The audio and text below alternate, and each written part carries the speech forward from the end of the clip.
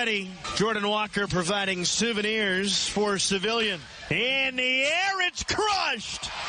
Admire the shot.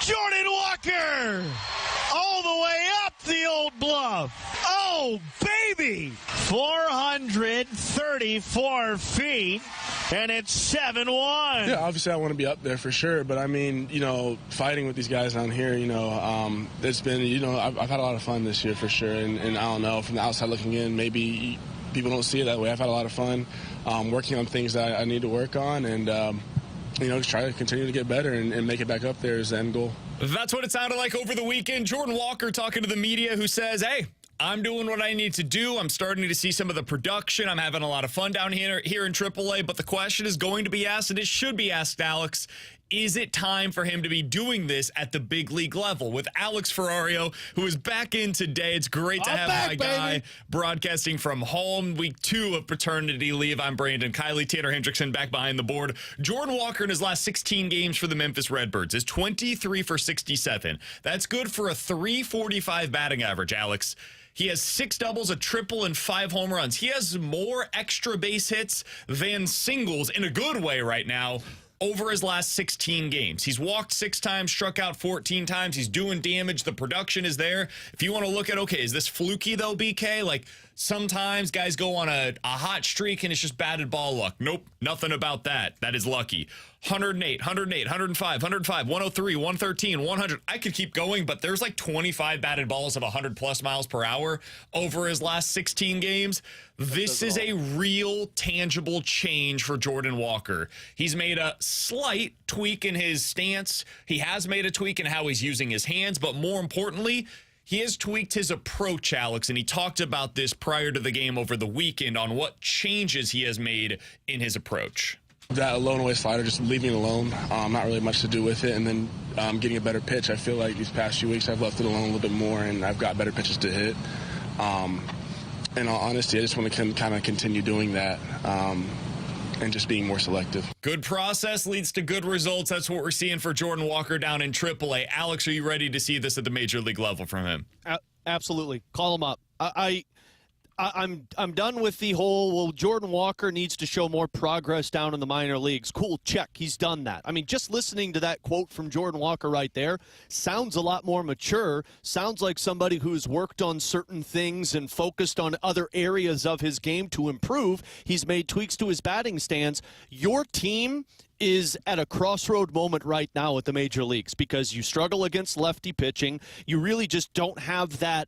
You just don't have that difference maker right now, whether it's in the bullpen, whether it's the offensive side of things. It just feels like things are going one direction.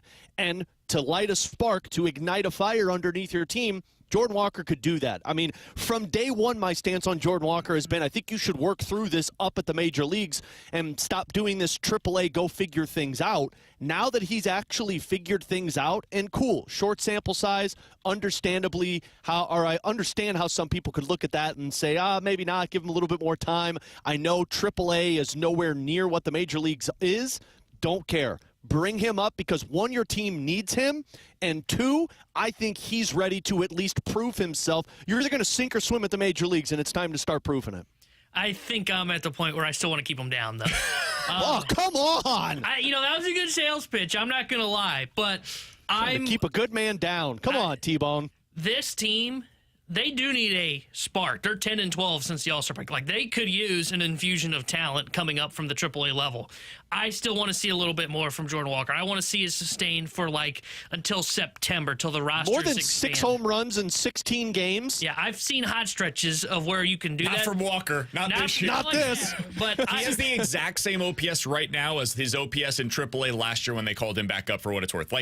Down to the number. It is the exact same. I think it's 747 this year, 746 last year when he was called up. The other reason that I want to keep him down for now is because I don't want to bring him up and put all the pressure on him as being the guy that's going to fix the St. Louis Cardinals.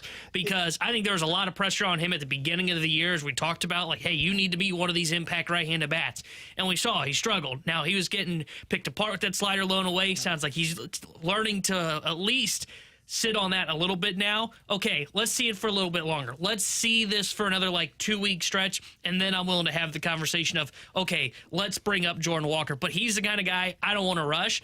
But I also understand what Alex is saying, because you also want to hit while the iron's hot right now. You know, if you don't want to call him up in 2 weeks and say, oh, well, we kind of scuffled from there. So I understand the argument of calling him up. I still want to be a little bit more cautious. I want to wait a little longer, see if this sustains over a little bit longer of a stretch. So here's my question. If you call him up, you're doing so to start him. You don't call him up to get him on the bench, and if you're going to bring him up here, he's starting basically every day from now on. The next 9 games, you have 3 games against lefties. And those games, there's no doubt about it, he would obviously be in the starting lineup. You have a lack of right-handed hitters. He would be one of them that would be in your lineup each of those 3 games. Other than that, though, who are you guys replacing? Because I think that has to be a part of the conversation here is, okay, how are you getting him into the lineup every day? Who do you want out of the lineup right now? There are candidates, certainly. There are a bunch of guys that are underperforming relative to expectations. This offense has been almost exactly middle of the pack in every statistical category since the All-Star break. So if you're bringing up Jordan Walker, you have to do so with the intention of starting him every day, and that means somebody else coming out. For me, I'm okay with that. If that means one day it's Nolan Gorman who comes out and you have Brendan Donovan slide down to second. The next day it's Lars Nootbaar getting a day off. And you just always have Walker as one of those guys that's in. This is why I'm bringing him up. Because I want to see what it looks like at this level while you've still got the opportunity to do so, to find out, hey, man, we're going to be relying on this dude next year in a significant way. This is right around the time when Mason Wynn was called up last year to be able to get that extended stretch of finding out, okay, does my ability work at this level? I want to get an extended runway. So if Walker comes up and there are some struggles, over the next couple of weeks, he can work through that stuff to find out, what do I now need to adjust at the big league level to get back to the production, get back to the feel that I had at AAA right now. So I'm calling him up, and I'm doing so while either DFAing Brandon Crawford or optioning Nolan Gorman, and probably taking out one of Gorman or Newt on a day-to-day basis. I wouldn't have a problem doing that. Alex, what would you do? Yeah, well, and you hit the nail on the head, BK, because what T-Bone said of, I don't want to bring him up and put the pressure on him of fixing this team.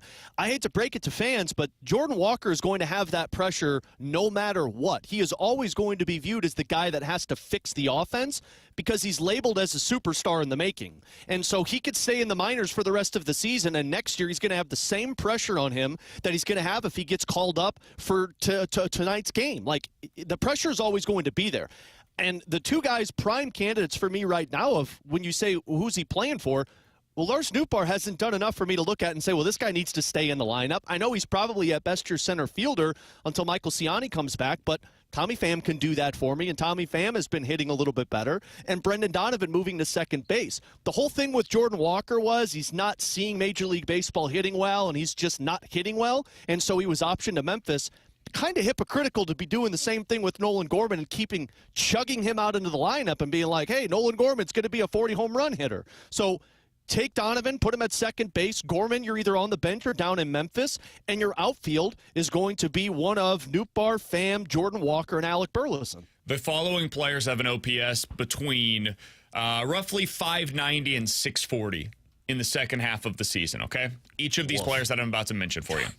Nolan Gorman, Alec Burleson, Lars Nootbaar, Brendan Donovan. In other words, your left-handed bats. Now, some of that is because you've gone up against a ton of left-handed pitchers so far since the start of the second half of the season. And so that's not going to play into your left-handed bats having a lot of success, and that's worth noting. But also, hey, man, pick whoever you want to come out of the lineup. None of them have pulled away to the point where you're like, oh, well, that guy's got to be in there. I would set... Personally, Alec Burleson aside in that regard, he's been good enough all year long that I trust him. Brendan Donovan, he typically gets out of slumps pretty quickly. I'm not too worried about it. Gorman and Nootbaar are the 2 guys that have not earned the benefit of the doubt from me this season. So one of those 2 guys is probably going to end up losing his playing time, and I'm sure there are a lot of people, and myself included, that would be like, hey, just send Nolan Gorman down. That's your move. It's the easiest, right? It's the path of least resistance because you don't have to DFA anybody. You're not at risk of losing a player from your roster, from your 40-man. God forbid. I think the move to make, though, is to DFA Brandon Crawford. You still have the leadership from Matt Carpenter inside of that clubhouse. And honestly, guys, at this point, Brandon Crawford has played 4 times. He started 4 games in their last, I think it's 44 games. You have like that many games remaining. So essentially, you got to tell me, do you feel comfortable with Brendan Donovan or in September, Thomas Sajaci starting at shortstop roughly 4 times between now and the end of the season?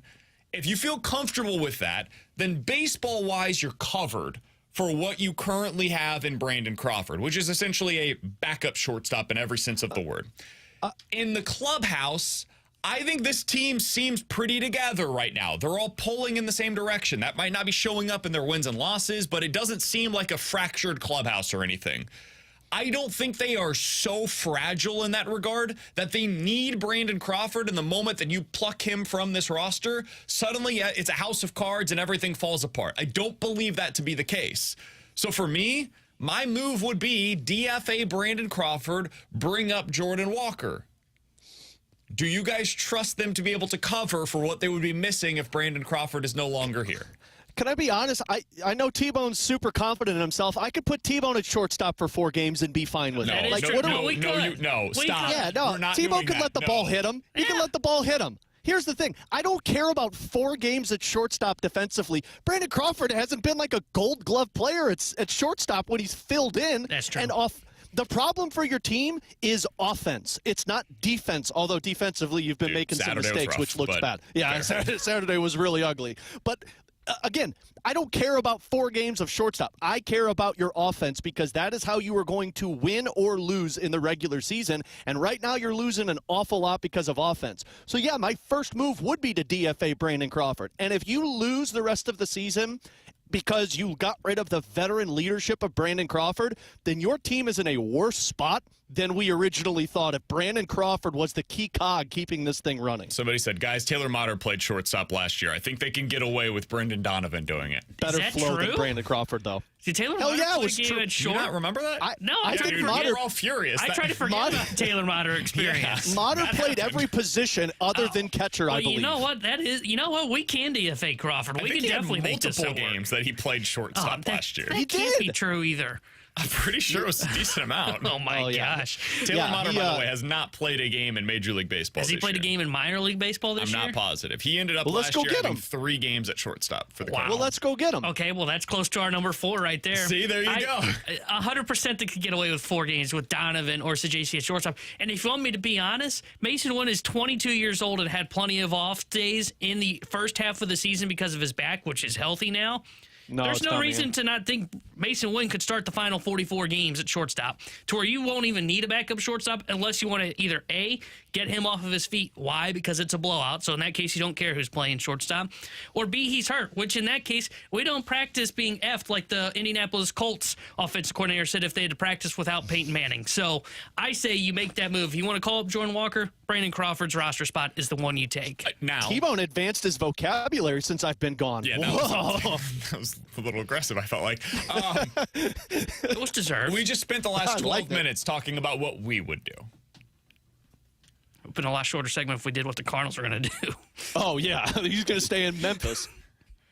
The Cardinals, specifically John Mozeliak, who's in charge of this team, were asked by Benjamin Hockman, who wrote about Jordan Walker today for the St. Louis Post-Dispatch, about Jordan Walker's success. Said what he's doing is very encouraging. We are excited about what he's doing. With regard to consistency, I would say seeing what he has done is a good indication of where he is headed. That's a word salad that says absolutely nothing. But it does not say we are in the process of getting him here to St. Louis. Do you guys believe that we will see Jordan Walker prior to September 1st? Because that is different than what we would do. What we would do is one thing, and we just told you. What the Cardinals will do is something entirely different. Yeah, no, they won't. And somewhat of defense of the Cardinals, and look, people know like my stance on this. Walker should be up here. But It is 16 games, and I'm sure John Mozeliak and company are looking at this as, yeah, these 16 games are great, but look at how bad he was in this long stretch of time. Let's give it a little bit more because, I mean, we're talking September 1st. You're talking about, 20 more games before September 1st, 18 more games before September 1st. So they're probably looking at this and saying, let's just keep him down, and by September 1st, he'll be up here, and then hopefully we're at least still in striking distance, and you're putting a lot of faith in your roster. But, yeah, this would have been an easier segment if we're going Cardinals stance. I think that's what they do, too. I think he's the first guy that gets a call up on September 1st if he's still playing well. Yeah, it'll be him and one of their pitchers. That's what I think they'll do. They'll wait till September. Yeah, probably. Or Steven Matz, depending on what happens health-wise between now and then. I think Matz is it's probably another 2 or 3 starts that he's going to get down to the minor leagues since they're stretching him out, whatever. And then they'll call him up on September 1st. So it'll be O'Brien or Matz, and then it depends on health as to who goes down. Yeah.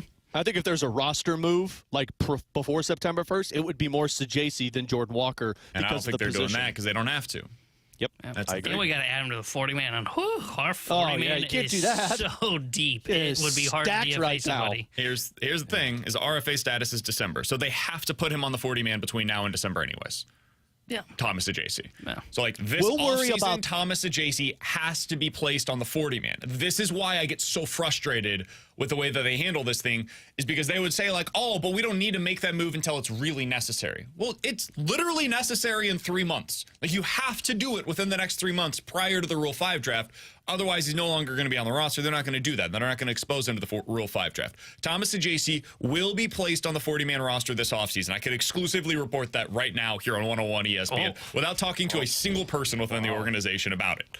Boy, you better hope he should Mo's right. be somebody that is on the call for this team, but they won't do that. All right, coming up in about 15 minutes or so, we got to talk about the end of an era for the U.S. men's basketball team. I know Alex has some comparisons that he would like to make between the U.S. men's team and some superheroes.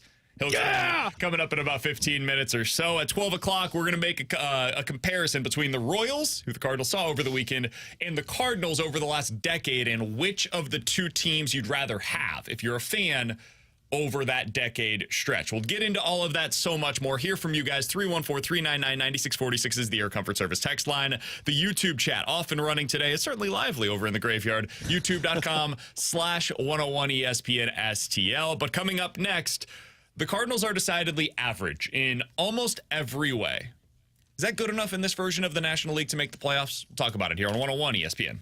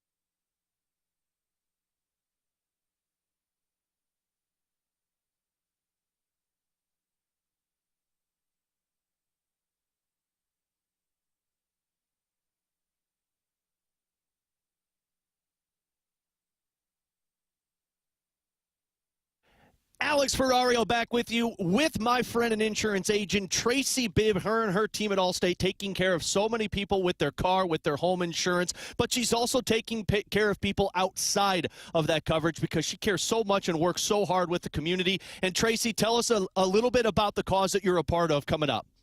Yep, we are working with 105.7 The Point to do their Zero Prostate Cancer Walk, the one in memory of Jeff Burton and then also my dad.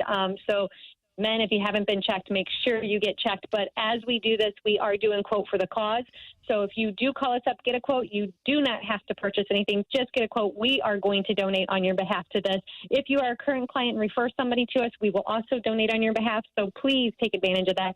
And then also, if you're interested in joining us for the walk, I will put that information on my Facebook page as well. Make sure you call and get that quote today. It is super easy. All you need to do is call her at 314-328-4260. You'll get that free non-committal quote and be a part of that incredible cause that Tracy and her team work with the Riz Show over at The Point with. 314-328-4260. It's no fib. You're always in great hands with the bib. Tracy, thank you so much. Thanks so much. Go Blues.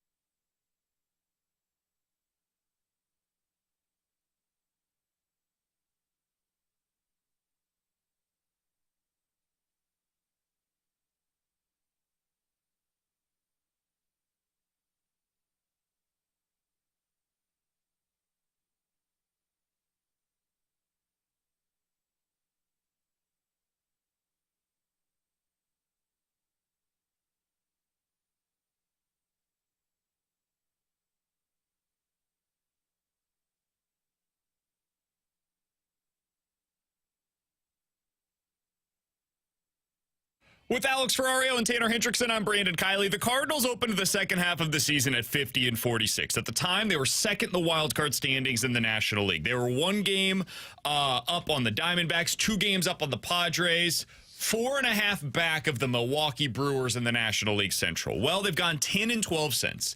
And in this stretch, Alex, of playing essentially 500 baseball, they're basically league average in every way possible. They're 16th in the league in slugging percentage, 18th in OPS plus, 15th in ERA from their rotation, 21st in ERA by their bullpen, middle of the pack basically defensively. This team's very average right now, and it shows up in the way that they've played. The last time they won 3 straight was late June. The last time they won 4 out of 5 was early July. They've been average. And average ain't going to get it done, man. The National League has started to pull away for the most part. The Brewers are playing good baseball again.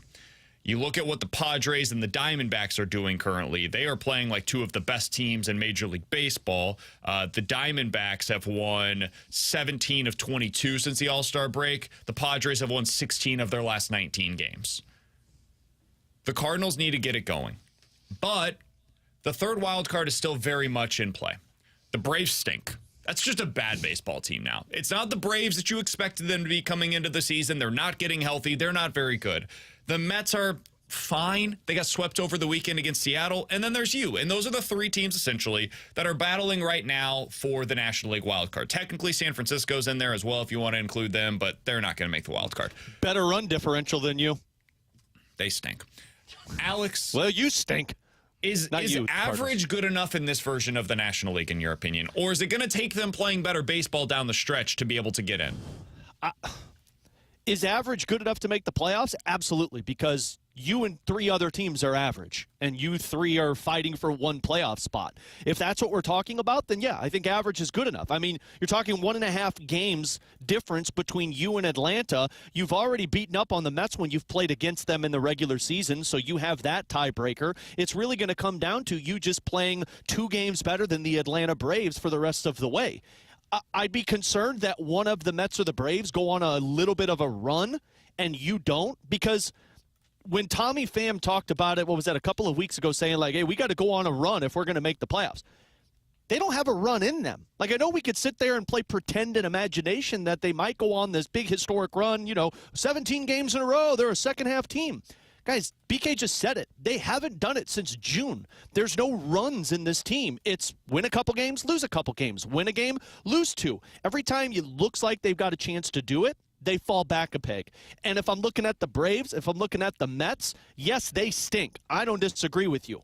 But do they have a better opportunity to go on a sustained run than the Cardinals? I would give them the slight edge just because of past history for a team like the Braves. I still think this team makes a playoff spot. I still think somebody's going to stub their toe down the stretch. So, yes, average is going to be good enough because Braves, Mets, Cardinals, and I'll put the Giants in because they're playing better than you lately. Those are all average teams. Somebody is going to get into the playoffs. Yeah, I think you need to go on a run to get in. I don't think you can be average and continue what they've been doing where it's like win one, lose one, win one, lose one. I don't think that's going to get you to the playoffs because even though I agree that Atlanta, Mets, I'm with him. I would throw San Francisco in here because their pitching's becoming dominant now. Blake Snell's figured things out. Those three teams that I just mentioned, they're at least one or two of them will go on a small run at some point. So if you don't have that to kind of respond, I don't think you're a playoff team. I do think you have to get on a little bit of a heater here. You've got to be able to reel off a couple series wins in a row, and then you're going to be able to kind of separate yourself. That's what it's going to come down to. Because I don't think anybody's separating. No, God, no. Let me put it in the version. Whoever gets in wins it by like a game. I was going to say, let me put in the version of the National League version of separating, which is like 2 games. I mean, the Diamondbacks and Padres are separating. Yeah. Those are the teams that are they are as close to the Dodgers as they are to any of these other teams that are in the National League wildcard race right now. And frankly, the Brewers are separating. The Brewers have separated themselves from the rest of the pack, whether it's in the wild card or certainly in the National League Central.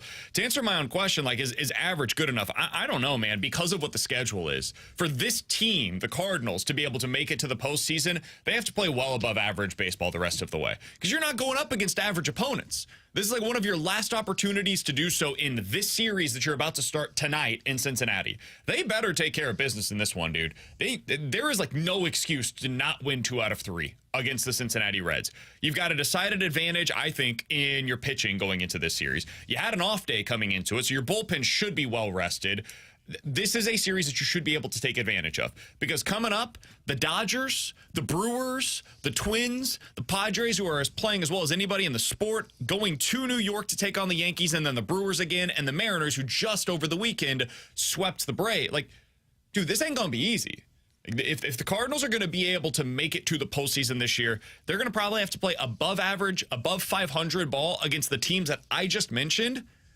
Most teams, even playoff teams, would finish below 500 in that stretch of essentially 3.5 weeks of baseball that the Cardinals are about to go through right now. If they get into the playoff mix, they will have earned it. And we will leave September 8th, going into the off day on that Monday, saying to everybody that is listening, what is that, 3.5 weeks, 3 weeks from now, I guess?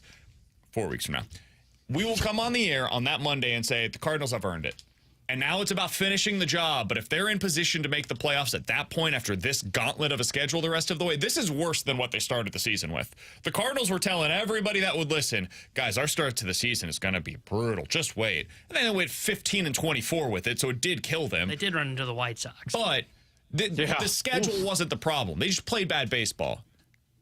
This is a real problem, what they've got coming up schedule-wise. So they got to play, I would say what they've done since the All-Star break, that would get them to 2 or 3 games below 500 at best in the schedule that they're about to go up against. They've got to play well above average baseball.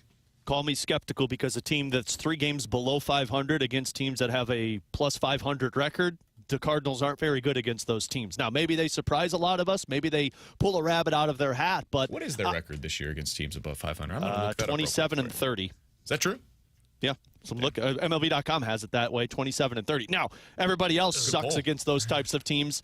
I mean, Arizona's 500, Padres are 500, Braves are 2 games above 500, and God, the San Francisco Giants are terrible against those types of teams. Yeah, there's a reason good teams are good, because they win most of their games. But listen to the teams I just listed. The only team that's above 500 that's competing for that 3rd playoff spot is the Atlanta Braves. So this is why they were the 4th toughest schedule down the stretch in the second half. And that's where I come skeptical with, because like I look at, you're going to lose your chance of the NL Central crown. Like we can stop talking about that on the 23rd, next Friday, because when you can't win a game against Milwaukee, that's out of reach. Damn. And now you're talking, I know, sorry guys. I didn't get a lot more positive during my week off, if that's what you're wondering. I would say. But with the Dodgers, with the Brewers, with the Twins, with the Padres, the Yankees, I mean, call me crazy, guys, but I don't know if you win one of those series. I don't think you're crazy at all. I mean, I think that should be basically the expectation going in. And the hope is that they can prove all of us wrong. Like, in an ideal scenario, they go in and win a series against the Dodgers and win a series against the Brewers, sweep the Brewers, because you really need to sweep the Brewers. You win a series against Minnesota. You win a series against the San Diego, or at least split, against the Padres. Win a series against the Yankees. Sweep the Brewers. And then you get out of that feeling like, all right, we've got a chance here. What I just said is how you have a chance. That's how difficult they put themselves into this position. When you go 15-24 over any stretch of baseball, it's the old quote, right? You can't lose your division in the first month of the season. Or you can't win your division in the first month of the season, but you can lose it. The Cardinals might have lost it in the first month of the season. We got there eventually, boys. It was a winding road to get there. We eventually got there. I mean, believing that they could do that against these teams is like my daughter believing she's a veterinarian right now. Like, she's got the doctor kit. I just don't know if she's actually healing the wounds of me. Speaking of kids, Alex, my son has done something that I'm essentially doing with the Cardinals. If you believe in the Cardinals, you are becoming my 1-year-old son who is trying something new lately. He climbs up onto the couch. Yeah. He gets up onto the very tippy top of the couch and then decides, trust fall time. Oh, yeah. Hopes that somebody's there to catch him. And if you are believing in the Cardinals, you're going full trust fall, and you're hoping that somebody's there to catch you. Yeah. Unfortunately for you, the Cardinals very rarely have been there to catch you. You know what? I'm not going to do that game. I'm not doing the trust fall with Mo, Ollie, and the Cardinals. No thanks. He's Alex. That's T-Bone. I'm BK. Coming up next, we just witnessed what is potentially the end of an era for U.S. men's basketball. What is this era going to be most remembered for? We'll talk about it, and Alex has a comparison of the Avengers for the U.S. men's team next year on 101 ESPN.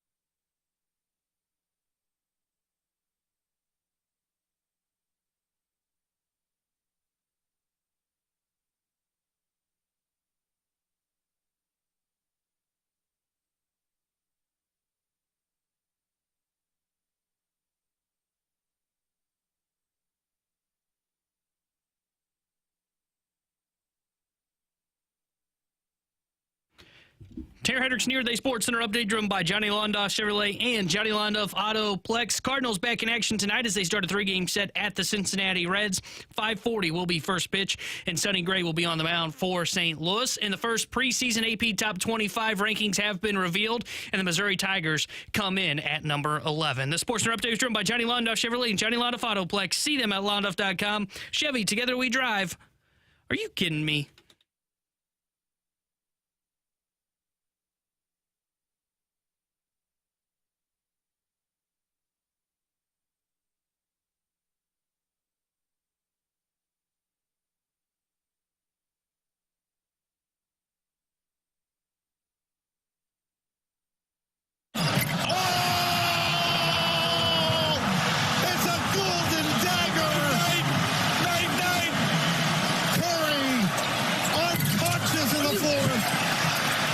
With a rebound. Up ahead for Booker. Exclamation point. He's a bad boy. Night. 8 threes for Curry. He has sent the French crowd into a frenzy they will never forget. That's what it sounded like on NBC. T-Bone disagrees with me. I think that was a great call. T-Bone hates it because he thinks Dwayne Wade got in the way. I thought it was great. Night. Know your role, man. That's what it sounded like as Team USA pulls away at the end. Steph Curry putting away the French in their home country. Team USA wins 98-87 to win the gold medal in the Olympics. Alex, this was the end of an era, most likely. I don't think we're going to see Kevin Durant, LeBron James, or Steph Curry on the next U.S. men's team when they take the stage in 2028.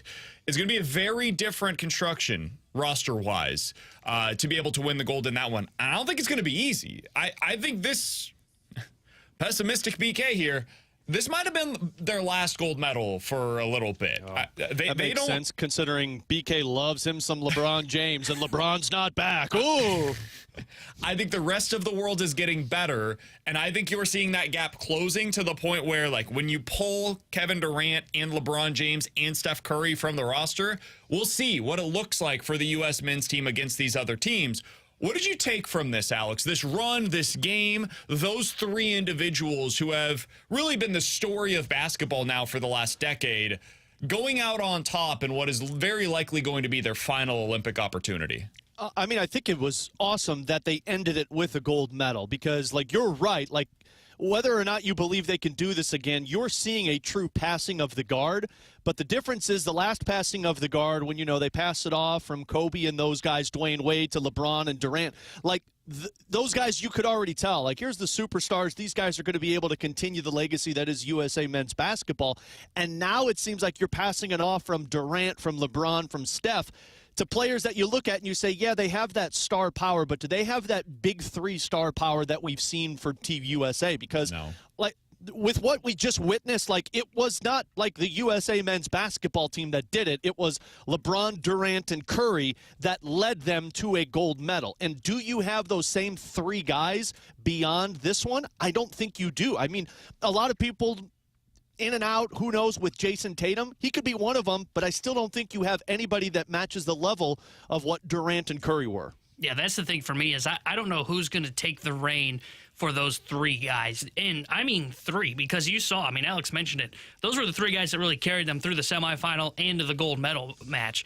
I was skeptical that they would win gold this year because we saw them struggle in their exhibitions. They really struggled with South Sudan. They should have lost that game in exhibition. I don't know. I think you might be onto something, BK, about the next in 4 years going to be really tough here on their home court because Anthony Edwards is maybe the guy that in 4 years you can look at and say, okay, that guy will take the reins for one of those 3. But who's going to be the supporting cast with him? Because a lot of those guys that were on the roster this year didn't really show you a whole lot that you're like, okay, I can see where the future, in terms of being just the elite of the elite, I can see where USA basketball is going.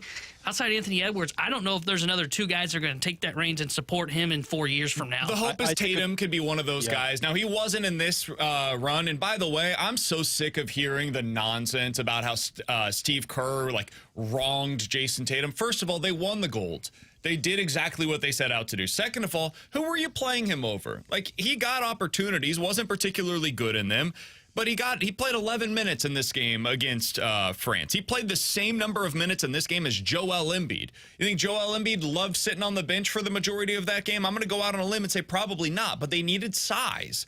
And so if you're going with Jason Tatum, you're doing so at the expense of AD. You're doing so at the expense of Kevin Durant or LeBron James. I'm not doing that. He didn't earn minutes over Devin Booker, over Steph Curry, over Anthony Edwards, over Drew Holiday. Those guys fit better roles than what Jason Tatum did in this specific run. Tatum's going to have his time, and that time will be 2028, and they need him to take a pretty significant step on the international stage prior to that Olympics, because if he doesn't, they're going to look like a pretty light team compared to what they are currently. These guys have been battle tested. Kevin Durant, LeBron James, Steph Curry, they've been in big-time games basically since the start of their careers.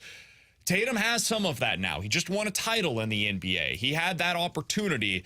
Now he's going to have to take the next step to be able to beat the next version of Kevin Durant or LeBron James or Steph Curry. He's going to get those opportunities. They're just on the other side. Alex, the other thing that I wanted to get to with you, you did a little bit of homework last night in preparation for today's show. Because LeBron James was asked after the game, you know, you've got the dream team, you've got the redeem team. What is this? Here's what LeBron had to say to that question. There's the dream team, redeem team. What's this team? The Avengers. Okay. Just a very succinct, worthy Avengers. Yeah. So, Alex, in your opinion, No follow-up. if you were doing a comparison between this team, the players that are on it, and the Avengers, who you got? Who you lining up? I'm curious to see where you go with this. This is easy. So here's my list. I got 7 guys on this. So we're going to start with some of the unsung guys, and then I'll get to the big 3, because that's where the controversy is going to lie. Sure. So Spider-Man, of course you got to put him in the Avengers. I had that as Tyrese Halliburton, because let's be honest, Spider-Man really doesn't do much in the Avengers, but he's the next one, and that's Halliburton. So I put him on this one. You'll like this one as well. And he said afterwards, he posted a picture on Twitter. Did nothing. You do nothing on the group project, but still get an A. I've never identified more than a player than that one right there. Star-Lord, because we all love Star-Lord from Guardians of the Galaxy. Sure. Yeah, that's Jason Tatum. Pretty easy with this one because Star-Lord's got his own group. He doesn't really care about the Avengers. He's worried about his own team. That's Tatum with the Boston Celtics. Funny, like, man, this is fine. You know who I had for Tatum? Black Widow. Because everybody says, like, what does Black Widow really bring to the table? She's like a agent. That was Jason Tatum. What did he really bring to the table? The answer was, not a whole lot.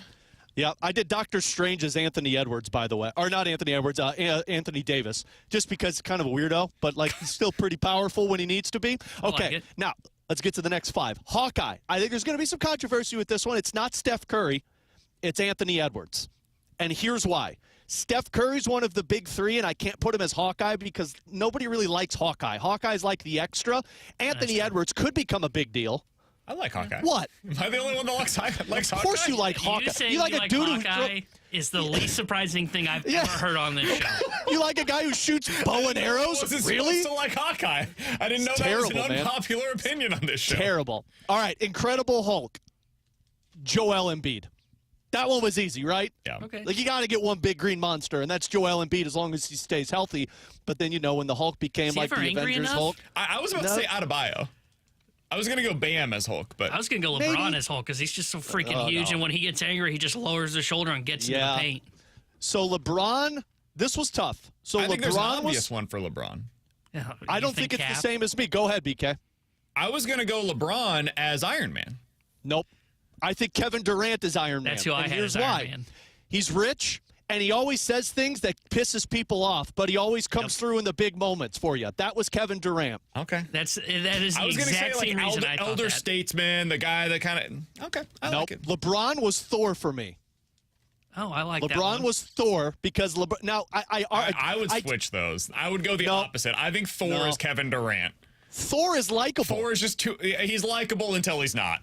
He's likable until you realize every single thing he's ever done in his entire life is for himself. I also had to do the looks factor. It's the pursuit of happiness at all times for him, and he's just like swinging in 17 different directions until he finds something, and then he's like, "Oh, this makes me happy," until it doesn't, and then he has to go to do something else. And then he gets fat.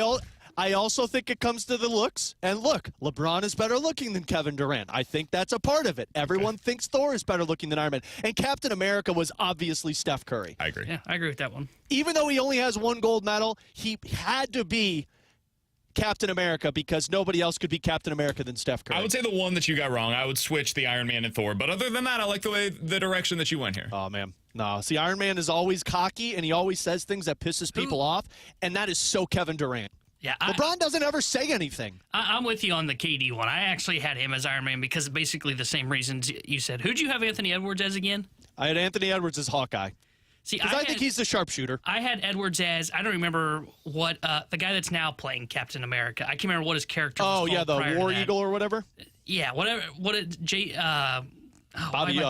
Anthony Mackie plays his character. I can't remember what his character's name was. Who was like Captain America's sidekick. That I had him as that character because he should be the next guy that takes over as Captain America in the next run.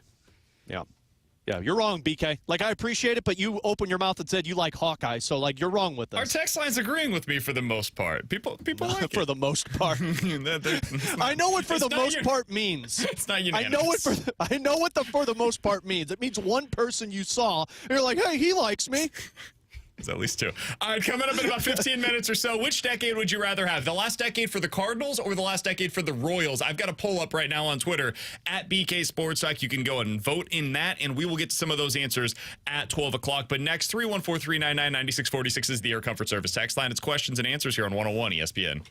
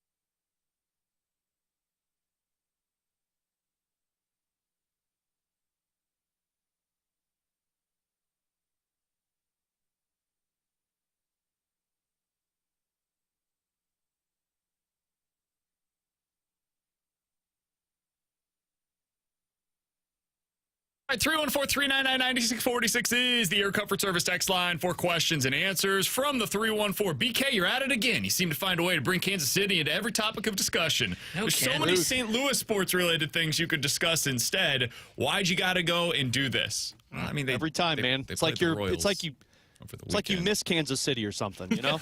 It's unreal. And he was on Kansas City radio on Friday. Unbelievable. Of course he was. Yeah. They the Chiefs are starting soon. That's what spurred the discussion is which one would you rather have, the Royals last decade or the Cardinals last decade? It also gets into a conversation that we've been having on the radio, for the last 5 years about whether or not it'd be worth it for the Cardinals to go to the bottom so that we could potentially get back up to the top instead of being stuck in the middle. So that's the genesis of the conversation that we'll be getting to in a little bit more than 5 minutes. I'm surprised you haven't wanted to talk more Kansas City soccer. You shouldn't be surprised by that at all. All right, 314-399-9646 is the Air Comfort Service text line. Guys, the first AP poll for college football just came out. Mizzou came in at number 11 in that poll. Alex, I don't know how much you've been able to check this out just yet, but of the top, I think it's 16 teams. It's 8 of the top 10 teams are ranked from the SEC. Alex, did you have any big takeaways from the initial top 25? So I didn't see the initial top 25. I'm pulling it up right now. 8 of the top 16 teams from the top 25 are in the SEC. 9 of the top 20 currently play in the SEC. Yeah, I mean, 11, it's pretty awesome for Mizzou. I think that's probably feels right. I think Mizzou's a top 10 team. I don't know who falls out of this. Like I look at with Florida State, with Michigan, Penn State, Notre Dame. I think Mizzou can be somewhere in that range. Yeah, I agree with that. The team that'll fall will be Penn State. It's a James Franklin classic. No, they're going to win 10 games. I know. Well, that means you're not going to be top 10. You're going to be like fringe playoff team. Yeah. But I would say the thing for me is just how freaking deep the SEC is. Holy crap. I mean, you look at how many teams made that top 25, and, they're legitimate good teams. And also the other one for me of takeaways is, okay, I see Ole Miss coming in at 6. I thought they would be right around that spot with Missouri. And, look, 5 spots, that's not much of a separator. I feel like all those teams I think the top tier is the top 5, and then there's 6 to, 13. Ole Miss, Notre Dame, Penn State, Michigan, Florida State, Mizzou, Utah, and LSU. I think all of those teams throw them into a bundle, and that's kind of going to be your middle tier. I don't agree with Alabama at 5. I think they'll drop a little bit. Really? Yeah, I think the Nick Saban effect is going to impact Alabama. I think one of the most fun conferences. I think arguably the most fun conference this year, similar to how last year the Pac-12 was just a boatload of fun to watch. I think the Big 12 has a chance to be really fun this year. I don't think most people realize who's in the Big 12 this season because there's been so much realignment. Suddenly USC is going to be playing this year on the road at Penn State. I just looked up Penn State's schedule because I was like, they always have 2 games that you can look at the beginning of the year and say, that's what they're losing. They're going 10-2. I think that's pretty much it this year. Penn State at USC and home against Ohio State. There's your losses. They win every other game, and they finish 10-2 and beating nobody on their schedule. Do they avoid Michigan this year? They do. Oh, man, they still have 2 scheduled losses. Yep. That's tough. Yep, it's every year, man. It's the exact same thing. But you look at the Big 12 going into the season, Alex, and you've got Arizona, Kansas, K-State, Oklahoma State, and Utah all currently ranked in the top 25. I think it's going to be a fun conference to be able to watch from the outside looking in. I agree. I'm looking forward to this college football season. One, because of obviously the expanded playoffs allowing more teams to have a chance. But like you just mentioned, I think with the Big 12 and the SEC, you're going to have some really fun competition going on in conference play. And to your point on the Big 12 being fun, the conference that won't be fun and one loss is probably the end of it. No, well, relax. Is the ACC. 4 teams in the top 25. Clemson, Miami, Florida. Near the bottom there is Florida NC State, and then Florida State is in the top 10. ACC is not very deep, and it's going to take maybe one slip up to really screw one of these top 25 teams. And I'm looking at you, Dabo. Every year, dude. It's the same story every year with the ACC. I now get why Clemson and Florida State are we kind of want to leave. It's kind of bad conference. Makes sense. I mean, you look at the schedule this year for Florida State, for example. They've got basically one opportunity to have a major victory out of conference. It's against Notre Dame on the road. One other thing here, because I just noticed it, unless there's somebody I'm missing here, but I don't think so. Not a non-Power 4 team in the top 25, which is a little surprising because typically you get at least all those teams one. are now in the Power 5. I was going to say, haven't they all just mixed? Yeah, basically all the teams that you would otherwise expect to be among the top 25 have left for a Power 5 conference. The one team that I do think could potentially get in is Boise State. Like, they're in the Mountain West this year, and they're right now the odds-on favorite to win that conference. So that would be one team that I would bring up. Because you're going to get a non-Power 5 or non-Power 4 team that will make the playoff in the group of 5. I just find it interesting that not one of those teams is like on the back end of the top 25. It just tells me how open that field is probably going to be. It's the field that nobody's going to pay attention to in the college football season. But the group of 5 is going to be an interesting one to follow for that last question on this. If you guys had to pick one team not currently ranked in the top 12, so Utah up, they're all off limits. One team not currently ranked in the top 12 to make this year's college football playoff. Who are you going with? T-Bone, you go first. That's a good question. LSU, Clemson, Tennessee, Oklahoma, for the listeners that aren't looking at the top 25 right now, Oklahoma State, K-State, Miami, Texas A&M, Iowa, NC State, USC, Kansas, and Arizona would be the other teams not in the top 25 that are ranked currently. I think I'm going to go with Kansas State. That's a pretty solid team they've got there in the Big 12. Now, they did lose their quarterback. He transferred to Ohio State. They got a better one. The guy that started the majority of the season last year. That could be a blessing in disguise. I'll go with Kansas State. I think they could be the team that surprised me. I thought about Tennessee. They got a young quarterback, though. That kind of worries me. I'll stick because it's in the same state. I like KU. I think KU is going to end up making it to the college football playoff. They're going to lose to Illinois in week 2. Okay. Yeah, I was thinking either KU or LSU. LSU seems like too chalk, though, because they're right outside, so I like the KU one. Yeah, KU would be my pick. That's a team that, like, if you were going to put something down, I would probably, instead of placing a futures bet on them to make the playoff, I would place a futures bet on them to win the Big 12, because if they do so, they'll make it to the college football playoff. You got slightly better odds there over on the Circus Sports app in the state of Illinois. With Alex Ferrario and Tanner Hendrickson, I'm Brandon Kiley. In 15 minutes, we'll get into a game of in or out. Katie Wu joins us in the 1 o'clock hour. But coming up next, which decade would you rather have? The last 10 years for the Royals or the last 10 years for the St. Louis Cardinals? We'll get into our answers next here on 101 ESPN.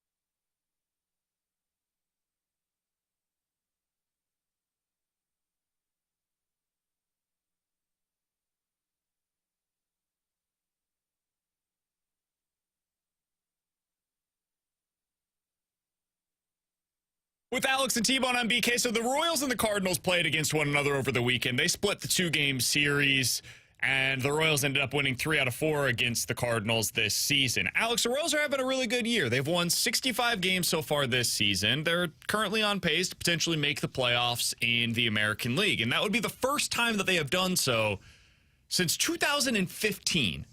It's been nearly a decade since the Royals last went to the playoffs. In fact, in this stretch, they have 3 100-loss seasons and 0 postseason appearances.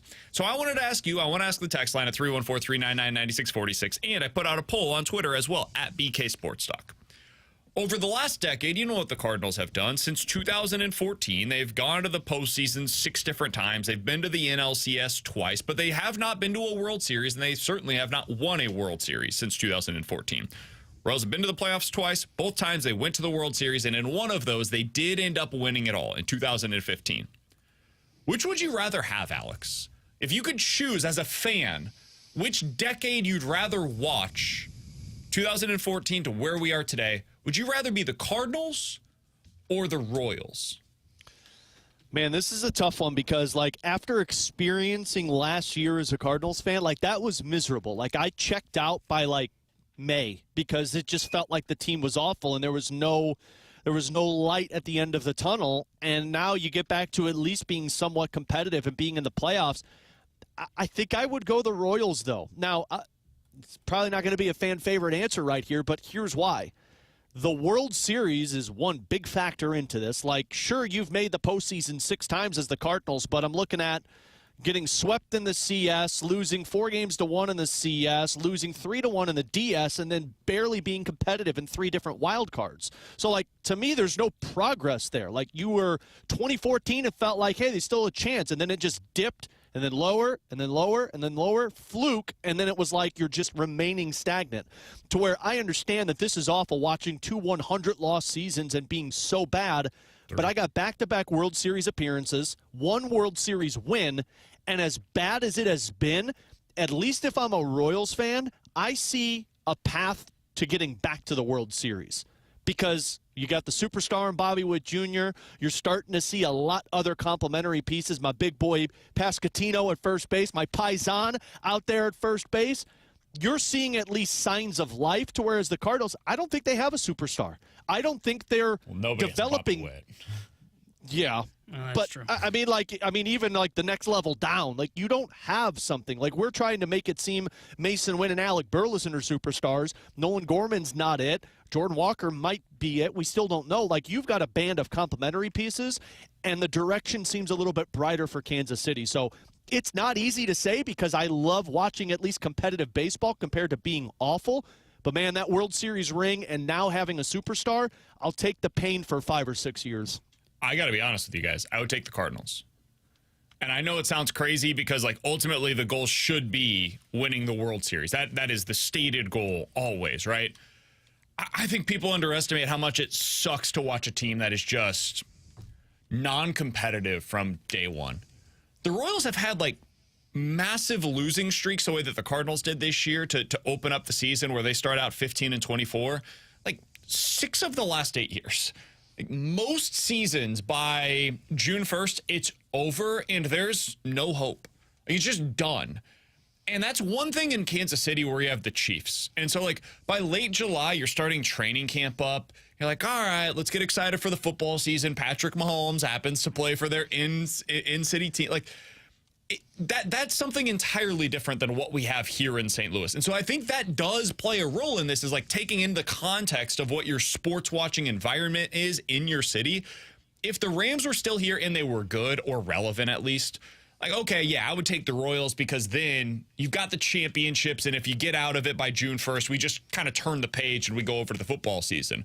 For what we do and for what I want as a sports viewer, dude, I want relevance. And in baseball, part of that means being what the 2014 Royals were, which is a team that won 89 games, kind of snuck in, won the wild card, and then ended up getting to the World Series. It's not a fun thing to believe as a fan, to know that, hey, get in and anything can happen, but it's the truth. If you get into the postseason, just about anything can happen as long as you meet like a certain threshold of a team. I would rather have the Cardinals last decade than the Royals, even though the Royals comes with winning the ultimate prize. You know what also sucks, though? Living in denial. And I feel like we've been doing that as Cardinals fans since 2015. What really sucks is sitting there and having hope, because I saw someone on our Air Comfort Service text line say, at least I go into the season believing that there's a chance for this team to have success. Yeah, that's great. But you know what sucks? In April and May and June, when the team looks subpar, and then I'm waiting for August to get here because maybe they'll go on some tear and then get bounced in the wild card. So you'd rather just not care about any of it? It's not that I would. Becomes. It's not that I would rather not care. I'd rather have a team that has a direction in sight. And what if that direction takes 7 years to get to? Because that's what it was. The Royals, in 2016 and 2017, they tried to hold on to some of their talent that was there from that 2015 World Series. They did the Cardinals thing, right? Where they're like, oh, let's make sure we get as much as possible out of these guys. And ultimately, it set them back a pretty decent amount of time because they didn't trade those guys for the kind of talent that they could have acquired if they had traded them after the World Series. So then you win 81 and 80 games in back-to-back seasons. You're right around 500, which is the worst place to be as a baseball team. Missed the playoffs both years, finished third in their division.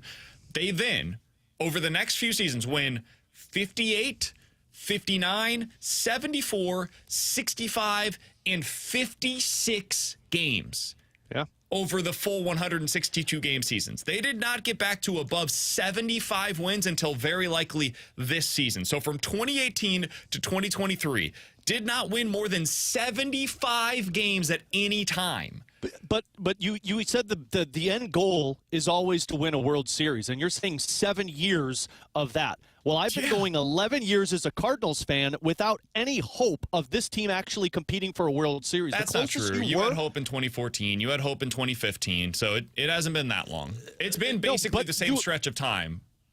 Fine, but you haven't been competitive in those playoff runs, and it hasn't. You went to the NLCS in 2019. Yeah, and lost in 5 games. 4, but yes.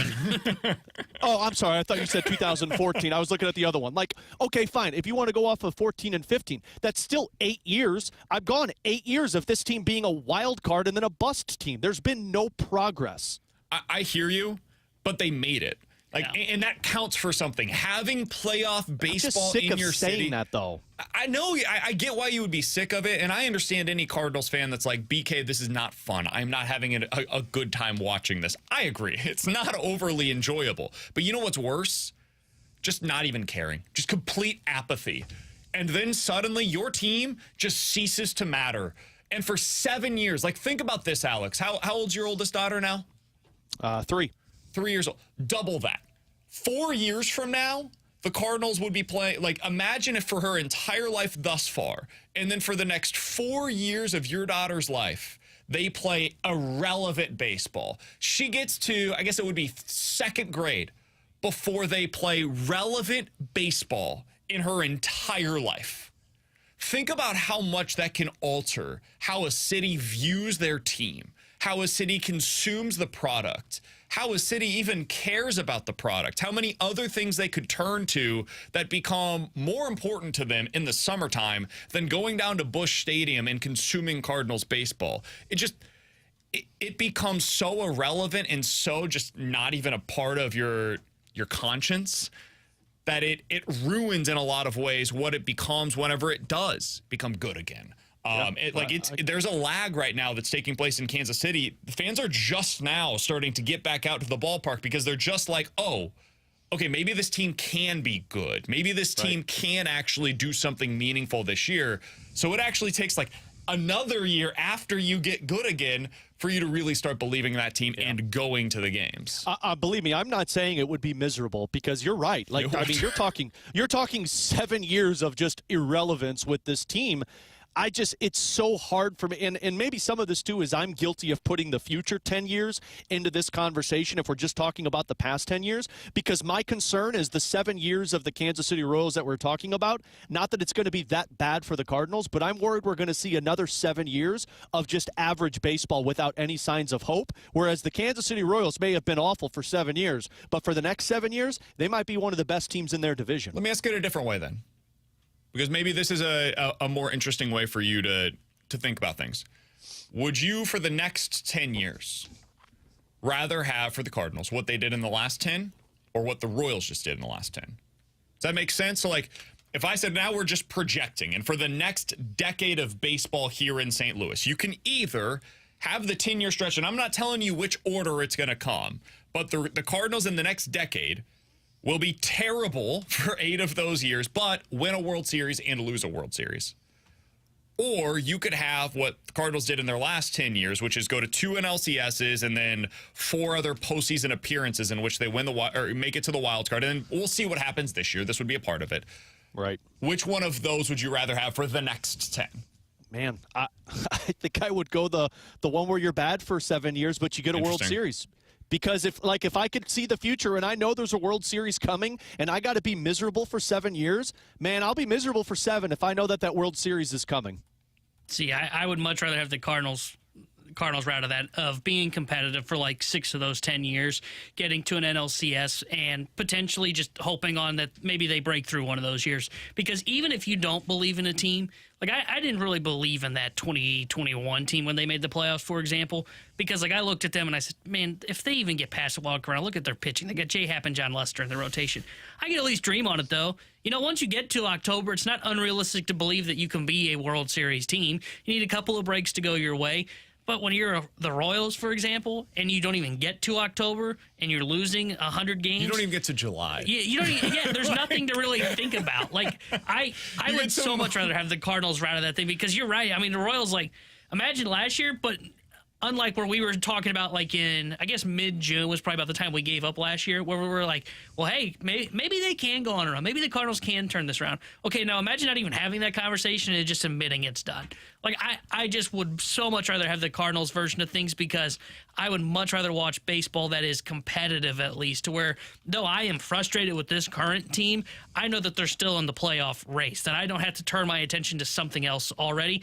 And like you said, this is St. Louis. There's nothing else going on in the summer that you can really latch on to. So I would so much rather be this with the Cardinals. It's true. And if I was like, in Kansas City, I would rather have the Royal side of things, because you have the football team to turn to once you get to like late July, right? In that scenario, if we had a football team here, hell, if we had an NBA team here, but really a football, I would rather have the Royal side of things. In St. Louis, where the Cardinals are the #1 story in town, no matter what, I'm going to take what the Cardinals have been, man. I'm not going to be a fraud. I'm going to be totally honest with you guys. Like, I would rather have the team that is relevant every single summer. Like, Royals fans go into off seasons, multiple, plural, and say, I don't care what they do because next season doesn't matter. Like, it's just like October doesn't matter to them, and then November doesn't matter to them, and then they get to spring training, and the only stories are which of the young guys are going to make the team. And then their like biggest stories for individual games are which guy got called up today. Like, Nicky Lopez got called up. I remember this in 2019. I was like, man, this is a big moment. Could this guy be their future second baseman? And the answer was obviously no. But those are the things that start to matter. Whereas here, like, the stuff that matters is the wins and losses. And if they went through a 7-year stretch where the wins and losses no longer mattered, I just don't know what that does for the culture of a city. Like, as a baseball watching community, if you have a decade stretch like that, I think it does change some things. I think the city's here right now, though. At least a portion of the fans. I don't think wins and losses matter to this team or this fan base anymore. I think the wins and losses in the postseason matter. I think they do, because our text line is still lighting up right now. Our YouTube chat is still lighting up right now. Cardinals fans are still very much engaged with the team. As much as apathy is a thing, people are mad right now. They're not totally apathetic. Last year, there was more apathy than this year. This year, you're upset. This year, you're most fans seem to be, at least from my perspective, more upset and more frustrated with the team than they are completely apathetic about them. I did ask this on Twitter: which decade would you prefer to watch as a fan? The last decade for the Royals or the Cardinals? 59% said the Royals. Almost 60% said they would rather have the Royals than the Cardinals. So they'll take the two World Series appearances and the 1 win, as opposed to what the Cardinals ultimately had. And I think the other thing to this, just real quick, because I know we got to get to a break, I think it's easy to say I'm in on a 7-year stretch of losing, and then once you start to go through it, it really changes. Because, like, look at the Blues. Like, the Blues are in a retool, right? I get the sense people are starting to get a little antsy with the St. Louis Blues, right? Are you kidding me? And we're in Cup or bust this year. See? We're in year, what, 2 or 3 of this retool, and I already get the sense that you're starting to get a little antsy with the St. Louis Blues. I still think people are understandable of, hey, they're still in this, but like next year's the year. Next year is the year where I think you're really going to see Blues fans go, okay, we're ready to win. I'm tired of watching this team. It's just been blah for the last 3 years. It's time to go. And that's just not how this can go. We've seen this. Like, the Tigers entered a rebuild. They're rebuilding on a rebuild. It is more likely that you will have to rebuild upon a rebuild than it is that the first one is 100% successful. He's Tanner. That's Alex. I'm BK. Hey, I do want to hear from you guys. The mic drop features on the 101 ESPN app. We'll get to some of these answers in the 1 o'clock hour. Would you rather have the last decade of Royals baseball or the last decade of Cardinals baseball? One of them includes a World Series, but also 7 years of incompetence. The other includes what the Cardinals have been over the last decade. So we'll get to some of those responses in the 1 o'clock hour today. Coming up next, In or Out here on 101 ESPN.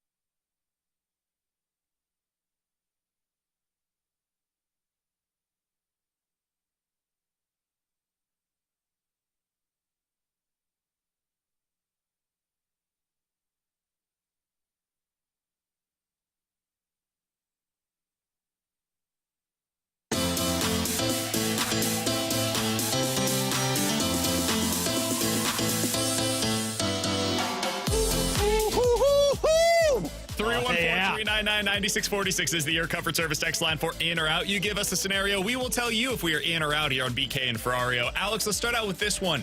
In or out. One of the teams ranked in the top 5 in the preseason AP poll, which is Georgia, Ohio State, Oregon, Texas, and Alabama. Those 5 teams, at least one of them will miss out on the college football playoff entirely. In or out, Alex? I'll say out. I think because so many teams get in, I'm going to say that those 5 get in, no problem.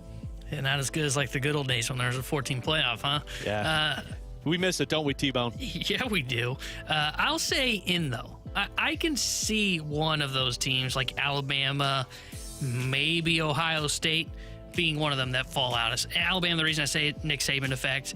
Ohio State, quarterback question marks. I could see where one of those 5 teams ends up dropping out. I'm in. That's where I'm at as well. I would be really surprised if Oregon drops out of this. I think the tough part of it for Ohio State is that their schedule sets up in a way that I would anticipate they end up getting in as well. The 2 teams that I would have my eye on, Texas in year 1 of the SEC. They go to Michigan in the second week of the season. They also have on their schedule this year Oklahoma, Georgia, in Texas A&M on the road. That's going to be a massive game. That used to be a huge rivalry, and it's once again reignited, potentially with a college football playoff bid on the line for Texas going into that one. And then Alabama's schedule's pretty interesting too. They've got Georgia this year, which is a huge game. Tennessee on the road. That's a big rivalry. Mizzou at LSU and at Oklahoma. So I think one of those 2 teams will end up missing out on the college football playoff this year. I don't know which one it will be, but Texas or Bama. I'm going to say in. Alex, what do you have for us today? Guys, in or out? The Cardinals play 26 games in the month of September. Jordan Walker plays in 25 of them. Out. I think I'm out as well. Doesn't need to be start. Needs to play in. Yeah, I'm out. I think even if he comes up, I think there's going to be a decent amount of games that he does not play in the month of September. Yeah. Even if I disagree with that, I would not handle it that way, but I'm going to say out for the Cardinals the way they'll handle it. Yeah, I'm out as well. I don't think they'll start him in 25 of those games or 20 of those games, whatever the number was. I think I'm with BK. I think he'll be up here by September. I don't know if you're going to see him play every single day, though. Man, if that's the case, don't even call him up. I mean, I know that's, really aggressive, but, he's up here, play him. You need to get reps. I'm with you. In or out, a month from today is September 12th. The Cardinals will have gone through the gauntlet of the schedule that we talked about, where they will see the Dodgers, the Brewers twice, the Twins, the Padres, the Yankees, the Mariners. A month from today, in or out, the Cardinals will still be above 500. Out. I think they'll be they're 2 games above 500 right now. Yeah. So, I know, but the funny thing was that they're going to finish this with an above 500 record. No, that means they got to go 500 or 1 game below 500 to stay.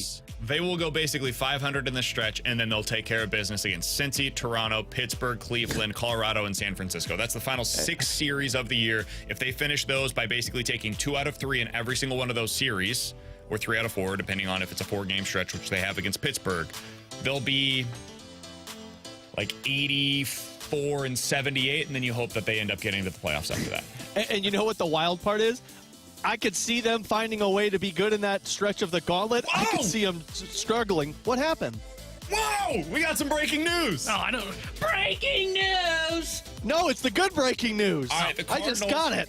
Cardinals have made a move. Woo! They have called somebody up. I wonder who. Taylor Motter! Do you guys think you know who they called up? I will give you one guess. Do you think that you know who they called up? We'll do that on the other side here on BK and Ferrario.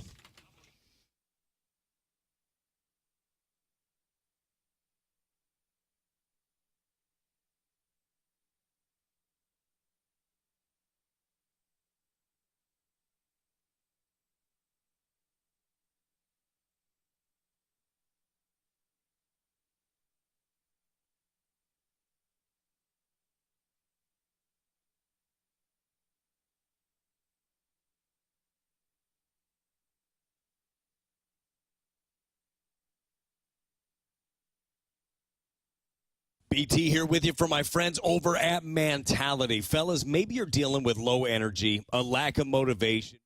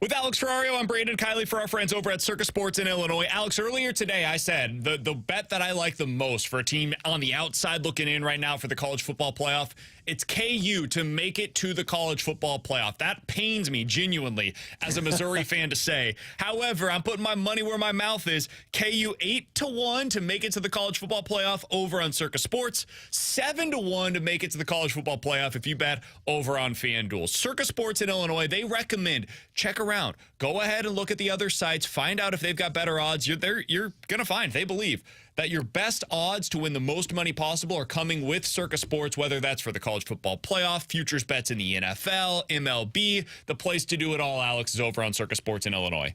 I like the way BK rolls. Put that fandom aside and get the best money possible in the returns. Why we love Circus so much, those future bets that BK's mentioning, but also they're not limiting players based off of their winnings. Other places will do that. This one, Circus Sports Illinois, everyone gets the same limits. So make sure you download the app today, put some money in, and start your betting and futures bets. If you or someone you know may have a problem with gambling, call 1-800-GAMBLER or text ILGAMB to 833-234.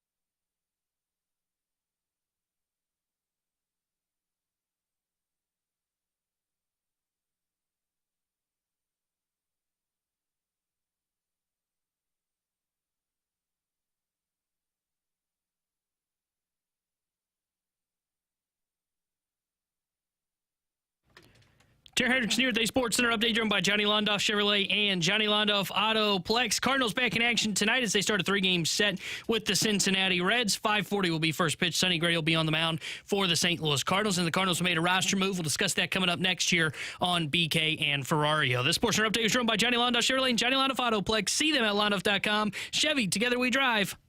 Are you kidding me?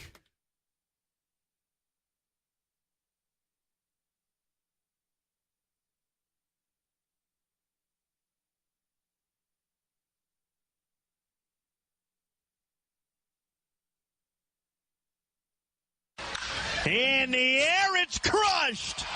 Admire the shot. Jordan Walker. All the way up the old bluff.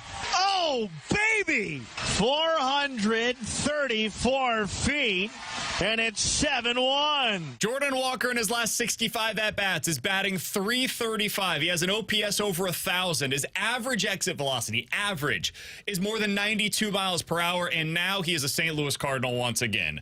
According to the team, they have called him up. They are going to be placing Matt Carpenter on the 10-day injured list with lower back strain, tightness in his lower back. That's retroactive to August the 9th. Alex, breaking news here on BK and Ferrario. Jordan Walker getting another opportunity in the big leagues after going on an absolute tear over his last 16 games down in the minors. Cardinals have 3 of their next 9 games against left-handed pitchers. I'm sure that was a part of this. His production certainly is a significant part of it. The other part, they need a right-handed bat, man. They needed somebody to come in and be able to open things up for them from the right side. The news is now out. What do you make of it, Alex? I mean, honestly, applaud the Cardinals with this one because I did not expect them to do this. None of us did. We all said in the opening segment, we will do it. We don't think they will. Not only does he deserve to be called up, but they're not waiting until September because that's what the way that Mo sounded in Ben Hochman's piece is that great for him, but it's 16 games and we need to see more of it. He's on track for what we had hoped. And I'm glad and I applaud the Cardinals that they look at this stretch, this gauntlet they're about to go through and say, the only way we're coming out of this in the positive is if we get a spark to our offense. And the spark is going to have to come from Jordan Walker, a right-handed bat. The other thing, too, that we haven't talked a lot about, his defense plays well in the outfield. He has improved defensively, and you're putting that in a corner. We all know the cannon that he has from right field. We saw it last year a lot. He's also athletic. I think people underestimate. Yes. Jordan Walker has become a good outfielder. Full stop. Last year was horrible. It was bad to watch. His problem this year was not defensively. He had been good defensively out there. Yeah. What this does is it pushes guys into position that you want in the spots and you're not trying to finagle and fiddle the knobs to make things work. Donovan can be your second baseman now. Your outfield can consist of Tommy Pham, Victor Scott, Jordan Walker with Lars Nootbaar, and Alec Burleson can be your DH right now, and you can also DH with other guys in that spot when you're going against lefties or righties. This provides the Cardinals options, and frankly, this is a move that the Cardinals of years past wouldn't have done. They'd kept him in the minors, and they would have just said, no, we're going to wait until we're ready to call him up. This is a move that shows me the Cardinals are at least trying to be aggressive and go for it. Yeah, I like the fact that they called him up while he's hot, too, by the way. You know, it'd be a different conversation if you had to put Carpenter on the IL and Walker was still producing the way he had been prior to this hot stretch. Then it's a little bit different of a conversation. I like the fact that he can come up here with a little bit of confidence. The same thing they did with Victor Scott, and you've seen that kind of translate with Victor Scott here to the big league level. I'm going to be curious to see who comes out of the lineup because he's not coming up here to sit against right-handed pitching. He's coming up here to play against righties. He's coming up here to play against lefties. But I agree with Alex. He's a better defender than he's given credit for now. He's got a cannon of an arm in right field. And if he's able to lay off that slider low and away and be a little bit more selective, we've seen Jordan Walker have success at the big league level. So he should be a right-handed bat that can help you here at the big leagues. Yeah. Plus, real quick, BK, this is a big moment for Walker. Big boy, you've done it in the minors. There's no more going back. You need to prove it now at the majors for the rest of this season and going into next season because of what we talked about in the open. There's pressure on him. There's no doubt pressure on him. This is your moment to sink or swim. There's no more going back. I think what you do now is you just platoon the spot with Tommy Pham. I think that's it. I think Nootbaar and Tommy Pham have suddenly become a platoon. I think Nootbaar is now your fourth outfielder. I think that's what happened here. Lars Nootbaar lost his spot in your everyday outfield for right now. And he should have. Nootbaar's going to play a majority of the time because the majority of the pitchers that you're going to see are right-handed. But it lengthens your lineup. And this is why I've been frustrated with the way that they have managed their roster. By having this right-handed bat, you can do something like that now. Lars Nootbaar no longer has to be out there every day against left-handed pitchers, right? You now have, you can go into the top 6 of your lineup, and you can have something like Wynn, Pham, Contreras, Arenado, Donovan probably batting 5th because of Burleson's struggles against left-handed pitching. And then you can put Walker as your 6-hole hitter there. And then you go with Goldie and you kind of make it work for him. Probably Burleson 8, Scott 9. That's so much better than what they've been putting out there against left-handed pitching. And they're expected to face a left-handed pitcher tonight on the mound. I think it's smart. I think it was it was the right timing to do this because he did exactly what they asked. I think a lot of Cardinals fans were turned off by the notion that they would send him down there for process reasons, right? Go down there and get the ball in the air. Go down there and hit line drives. Go down there and work on your approach. And it was, I know the morning show has talked about this a lot, where they say, well, what is it? Is it about the production or is it about the process? And the truth is it's about both, because good process should lead over time to good results. He talked last week about how he's changed his process. He goes up to the plate with a better understanding of how teams are trying to get him out and a better understanding of how he can avoid getting himself out. And so we've now seen for 16 games that new approach is paying dividends. He's hitting the ball with authority. When he puts the ball in play, he's hitting it hard. He's hitting it more often in the air as a line drive, which is what the Cardinals want from him. And the production has followed suit. Well, if that was the goal, if the goal for the Cardinals was to get him to have better process and for that process to lead to better results, you want to reward a guy when he does what you sent him down to do. You want to show him, hey, we sent you down there for a reason. You went down there, you struggled, and then you got it together, you figured it out, and you started doing everything that we asked of you. At a certain point in time, you have to reward that guy. It's what they did last year with Ivan Herrera. Whether you agreed with it or not, they decided to non-tender Andrew Kisner because they said there's nothing more for Ivan Herrera to do in AAA. It's time for him to be our backup catcher. And now they decided that's not the case any longer. But at the time, they rewarded him for going out there and doing exactly what they needed from him. I think this is a good time to do it. See if you can catch lightning in a bottle, and if it works, great. If not, Walker can now find out, okay, I did what I needed to adjust at the AAA level. What is the next step? What do I need to do this offseason at the plate to adjust to major league pitching now that I've seen what it can look like at the AAA level? Well, and the part for me, too, is growth with Jordan Walker, because from what we talked about of, him making adjustments in his stance and his approach at the plate, that's growth from a player that may or may not have, we don't know, we haven't talked to him, been a little bit stubborn about what the Cardinals wanted from him. Now that you're making some changes to your approach, now that it's paying off at the plate, now the Cardinals are saying, great, now we can build off of that. Because if you don't have the foundation of willingness to adjust of who you are so that you can adapt to the majors, then there's no growth. There's no opportunity to become what your ceiling is because you're not willing to adjust. And again, this is more speculating than me knowing anything with Jordan Walker, but if you're making those adjustments in Memphis and now in 16 games, it has been consistent power with the ability and the strength at the plate to notice pitches that you can work with and not work with.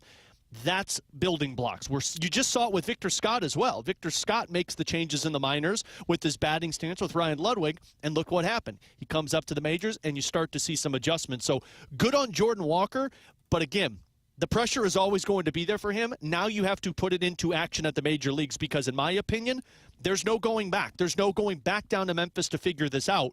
You're at the majors until you can't be anymore. And I think now, we just talked about Jordan Walker. Okay, Ollie, now you got to put him in the lineup every day. And, I think Ollie will do that. Where it's going to get interesting is we just talked about their grueling stretch, right? Their next month is brutal when you look at their schedule, and they're fighting for their playoff lives.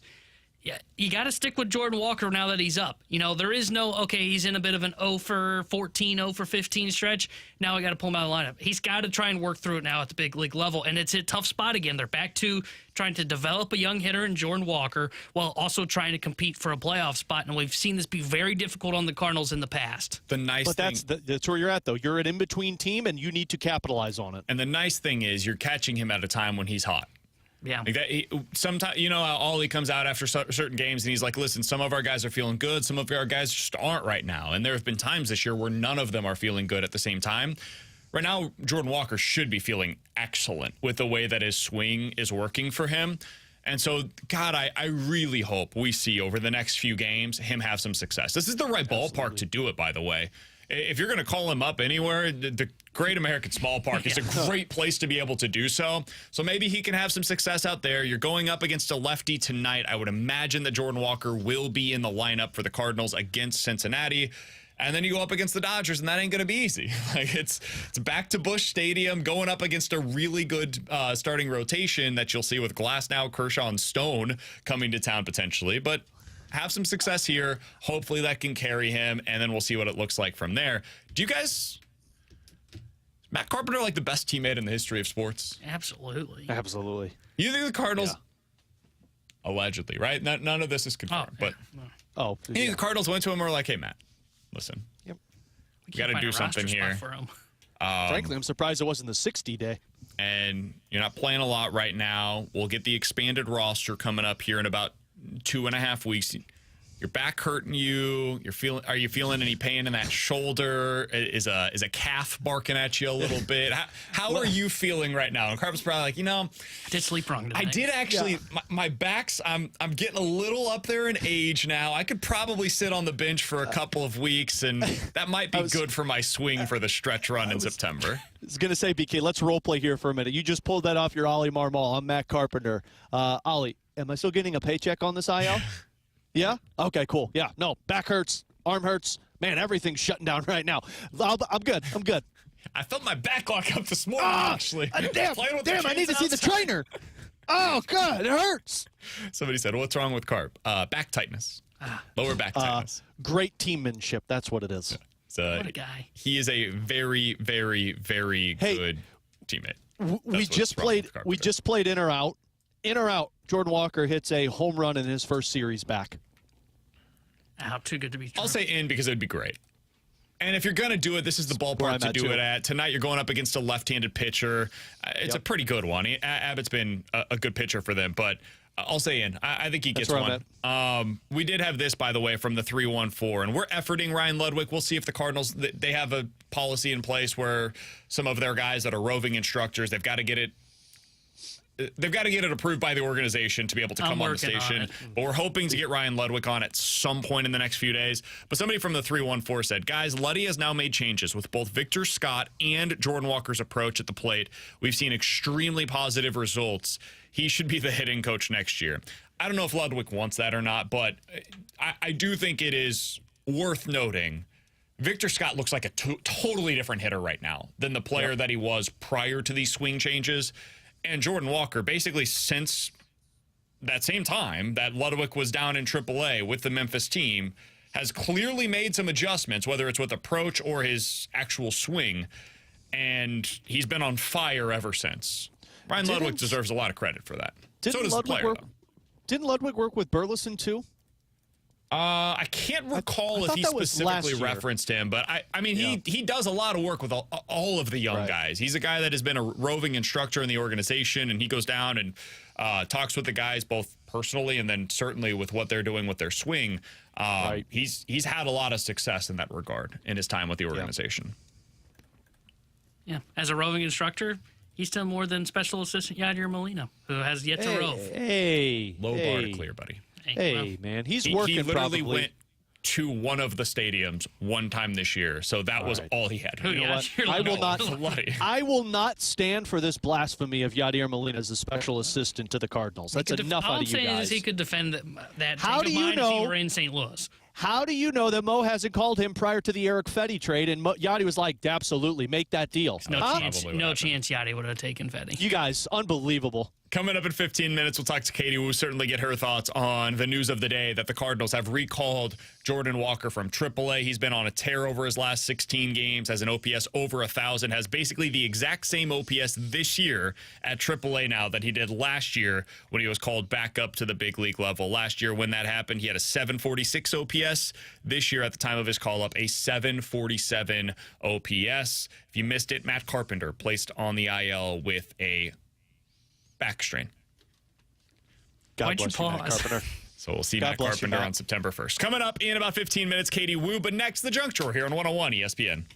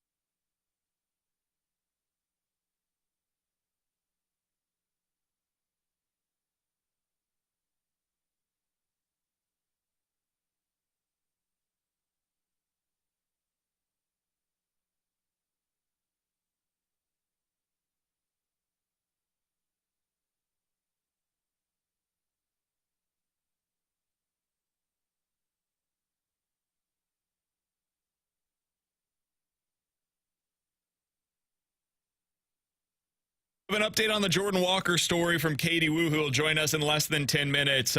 Katie Wu says that the Jordan Walker recent tear made him a logical call-up with Matt Carpenter unavailable due to back tightness. She says that Walker will, quote, platoon against left-handed pitchers. He's in the lineup today against left-handed pitcher Andrew Abbott. She'll explain more coming up in less than 10 minutes. But, Alex, let's get into the junk drawer here. So, I don't know if you've seen this story, but 2 American astronauts went up to space. This was about 2 months ago now. It was in early June. Barry Wilmore and Sunita Williams are still there. They expected to be there for only a few days. 8 days was their expectation. You said they went up when? In early June. Oh, my. Yeah. In 8 days. Oh, okay. Yeah. Well, this story can't go well. So they are now planning to potentially spend Christmas, maybe even New Year, in space. They went up there flying one of these spaceships to find out, all right, is this something that we can use regularly to go to the International Space Station? However, there were some problems, as you can imagine. So I can already rule did they out not read- this one doesn't work.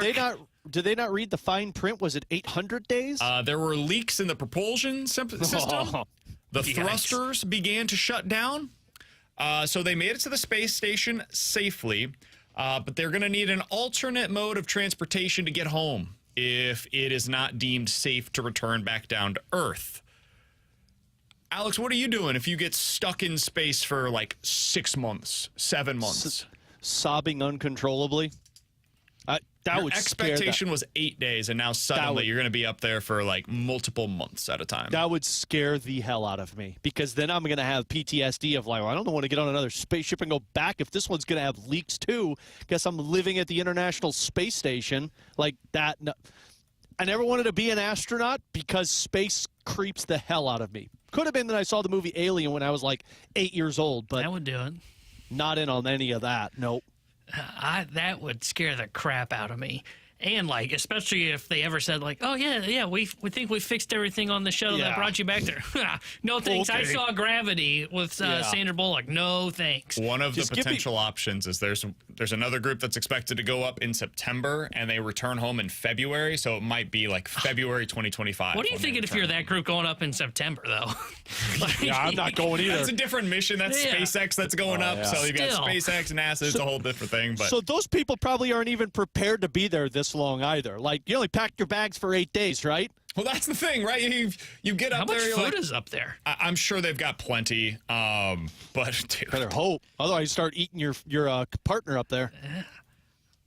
Can you be a cannibal in space? Sure. Gravity would take that away, right? I feel like there's probably been movies to the sort, but not great, man. Not what you want, to put it lightly. What if Google knows that? Coming up in 15 minutes, we have officially lost the course. Miles Mikolas might be the biggest issue right now for the Cardinals rotation. What do the Cardinals do about that, though? Is there anything they can do about it? We'll get into that coming up at 1:15. Katie Wu has all the latest on the Jordan Walker news, that he's being called up. Matt Carpenter to the IL, and she joins us to explain it next year on 101 ESPN.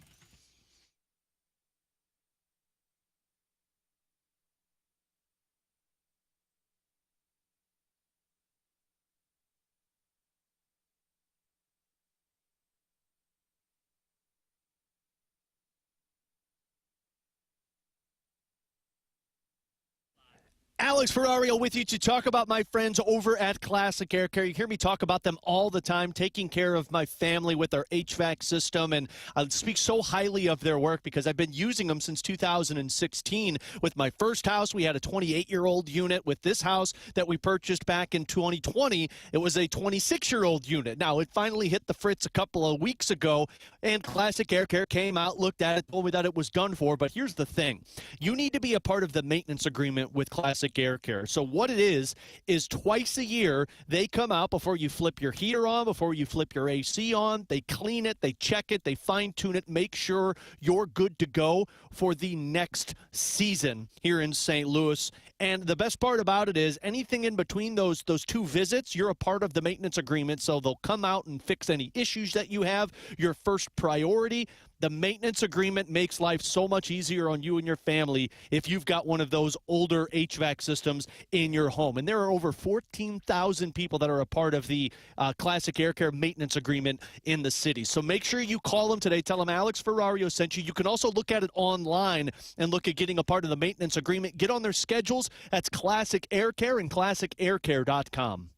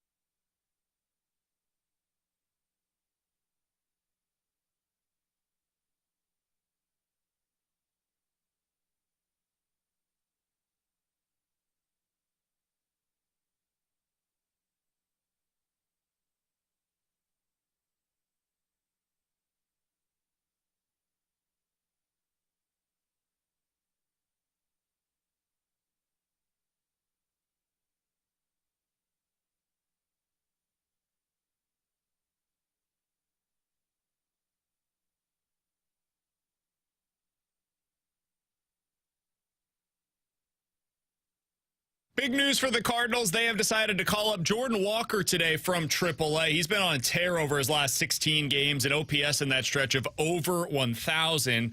And the corresponding move is Matt Carpenter has been placed on the 10-day injured list with a lower back strain. That is the news of the day. Katie Wu is all over it for The Athletic, and you can follow her on Twitter for some of her analysis at Katie J. Wu. She joins us now via the 101 ESPN hotline. Katie, appreciate the time as always. Let's start with the obvious here. What led to this decision based on your understanding? Yeah, I mean, this one's pretty self-explanatory. Matt Carpenter was not available in Kansas City dealing with back tightness. He would not have been able to play today, even after the off day on Sunday. The Cardinals and their bench woes, we know this, BK. They have been long withstanding throughout the season. They simply could not afford to play short once more. So they put Carpenter on the 10-day IL, and they took one look at the Memphis roster and saw Jordan Walker being on a straight heater for the last 2 weeks and thought, hey, this is probably the time to bring him back up. You'll see Jordan Walker batting or in the lineup today against Andrew Abbott, and he'll be more of a platoon bat for the Cardinals going forward. I'm sure we can get into that. But for this right now, as we head into the final 6 weeks of the regular season, you're looking to maximize your lineup production. The Cardinals have not been good against left-handed pitching. We know this. Their hope is by getting what looks like to be a more reformed Jordan Walker back, seemed to have found his stride lately in Memphis, that they'll see better numbers against lefties going forward. Katie, is that the best option for Jordan Walker's development as a platoon bat? Like, I know the Cardinals are in a playoff chase mode right now, but if Walker's back, me personally feels like this guy should be in the lineup every single day. It's totally fair, and I get where that question is going to come from because the Cardinals have long preached development, especially with Walker. It's part of the reason he was optioned down in April, because they want to make sure they are sustaining his long-term development. At the same time, you're looking at a team that is in no way guaranteed to make the postseason, but certainly looks close enough. And in my opinion, if you're looking over, the first 4 months of the season, I think you're seeing a much different win-loss record if the Cardinals have some sort of weapon to use against left-handed pitching, which they haven't so far. And some of that does come down to the lack of offensive production from Nolan Arenado and Paul Goldschmidt. We've talked about that all season long. That hasn't changed. I think when you're the Cardinals and you're looking at how can we ensure that we are getting the overall top quality that we believe we can get from our roster, calling up Jordan Walker now that he's played almost every day for the past 3 months in Memphis, makes the most sense from a win-now perspective, because that's where the Cardinals find themselves at this moment. So what does that platoon look like in your opinion, Katie? Like who doesn't see as much playing time now, and who ends up, like when they're going up against right-handed pitchers, getting that spot in the lineup in place of Jordan Walker? So let's look at the numbers here, because, and it was you, BK, actually, who pointed out to me a couple of weeks ago just how splitty Alec Burleson has been this year. And I do not want to take away from the outstanding year that Burleson has had. He's been one of the Cardinals' most consistent hitters against right-handed pitching, and he's done a nice job of trying to put together competitive at-bats against lefties, even when the numbers really don't back up the fact that he should be against left-handed pitching. I mean, you look at the correlation between the OPS. Burleson against right-handed pitching has a 307 average and an 876 OPS. Against lefties, it's a 205 average and a 520 OPS. Brendan Donovan, not that much better. He has an OPS of 766 against righties and an OPS of just 638. Nootbaar, the numbers there aren't particularly splitty. He's more or less the same. He does have a 54% ground ball rate this year, and the numbers and his BABIP, that's just not sustainable of what, his long-term production. So you can make an argument for any of those three sitting against lefty starters just because they're splitty. So Walker goes in there, same with Tommy Pham, and you see a more balanced lineup that also allows manager Ollie Marmol to be more creative with his bench and later innings, something he really has not had the opportunity to do since opening day. We've talked about it, right, guys? There's been times, especially in the first half, where Ollie didn't even have one option to use in late games off the bench. He had 0 options to use. So now with the combination of Tommy Pham and Jordan Walker, you're allowed to have you're able to have a more balanced bench, and you have more than just one weapon to use, whether it's a lefty bat in Burleson, Donovan, Gorman, Nootbaar, whoever is not in there at the time. And then on the flip side, you have a balanced side from the right side where you no longer have to pinch hit Pedro Pajes like we saw in Kansas City. And you can use a bench or use a bat off the bench with power like Tommy Pham, with power like Jordan Walker. I mean, I think what the Cardinals have done, you can see it right now with Tommy Pham and how they used him. They've given him 21 at-bats against right-handed pitching. He's hitting 300 with an 883 OPS. That's because of how they're matching him against right-handed pitching. So that just allows more flexibility throughout the board for Ollie Marmol and his staff. And you look, guys, it's August 12th. The Cardinals are a game and a half out of the postseason picture.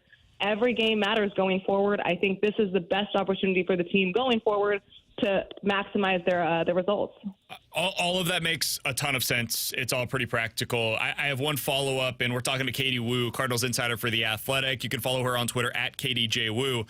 How long do you believe the, for lack of a better term, leashes for Lars Nootbaar? Because since coming back from the injured list, he's been around for almost a month now, 23 starts, 28 games, and in that stretch, he's batting .215 with an OPS of basically right at 600. He's not hitting for power. His on-base percentage is still below 300 in this stretch of games. What do you think the runway is for him to continue being a almost everyday player, or at least getting everyday opportunities against righties, Katie?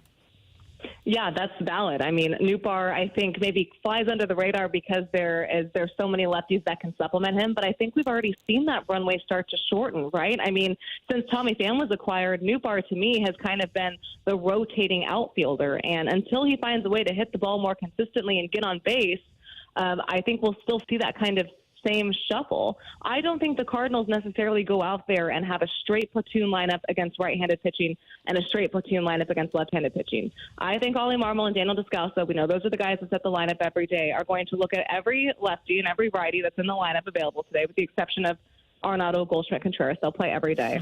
and they'll match up against what these hitters profile well against with the pitchers that they're slated to see. So I expect a lot of fluidity going forward as the Cardinals try to do everything they can to ensure production. When you think about this team, and we've said this all year long, they've been last or next to last in almost all offensive categories against left-handed pitching. If you're a playoff team, or you want to be a playoff team, that is so easy for opposing teams to game plan against you. It almost is unfair when you're the Cardinals and every team knows that you just really struggle to hit left-handed pitching. So by bringing Walker back, I know it might not be best for long-term development. I'm not trying to diminish that argument. I am just saying this is where the Cardinals are at with 6 weeks to go. You're looking at maximizing your lineup every day, which is why I think we'll see a lot of different lineups going forward as Marmol and Descalso try to do just that. Katie, kind of going bigger picture here with you beyond this season, how pivotal of a call-up is this for the Cardinals' future? Because you've seen Wynn's development, you've seen Burleson's development, but like that other guy has always been Jordan Walker, and this seems like it's not the last straw, but it's the last opportunity of going down to Memphis to get right. Yeah, exactly. I don't think the Cardinals bring up Jordan Walker without weighing that decision because it's a big one. And they've already optioned him down to Memphis twice. The third time, I think, would be a glaring indictment more on the organization than the player. But to Jordan's credit, I think he's handled this season with as much grace and professionalism as one can. Now it's about, like, what did he learn in Memphis? Did he make those adjustments? We know that he was on a tear over the last 2 weeks. The batted ball profile was better. The trajectory of the balls off his bat improving. Can that be sustainable at the major league level? That's up to him to prove. And if he can't prove that, and I think the Cardinals have a serious decision to make over the offseason on what they can expect from him going forward. But right now, they're solely focused on making a run in the wild card. They'll still tell you about the division, but Milwaukee looks really good right now, guys. And by doing so, they'll hope that Jordan can show what he was displayed in Memphis over the last 2 weeks at the major league level. Otherwise, like I said, a bigger conversation to be had at the end of the season. Katie, the Cardinals' next 6 games before we talk to you once again next Monday are against Cincinnati on the road, and then next weekend, they have the LA Dodgers for 3. After that, Milwaukee, Minnesota, San Diego, the Yankees, Milwaukee, and Seattle. It's brutal. This stretch of games is as tough as anybody's going to face over any 1 month stretch all season long. What is your level of confidence that they can come through this and still be in the mix for a wild card spot? Yeah, that schedule over the next 3 weeks, it's real. And to me, it can define where this Cardinals team ends up because every single team that you just listed has a viable case to make the postseason. And, I mean, just thinking about starting with the Dodgers and carrying right over into the Brewers, and then you just go down the line, like you said. There's no easy matchup going forward. That's why I think the timing of this Jordan Walker call-up is especially important, and I hate to just frame it like all of the weight is on his shoulders because that's not true. But this is kind of you need to make a surge now for the Cardinals. We've heard different veterans say it. If they want to make a run, they have to do it now. They got to start winning games. It's not just about winning series anymore. It's about stringing together winning streaks, something this team really hasn't been able to do all season. That starts now, and they're doing it against a time in the schedule that really does not bode in their favor. I will say this. If they figure out a way to get through the next 3 weeks and they stay in playoff position, my personal opinion about the club in September goes up.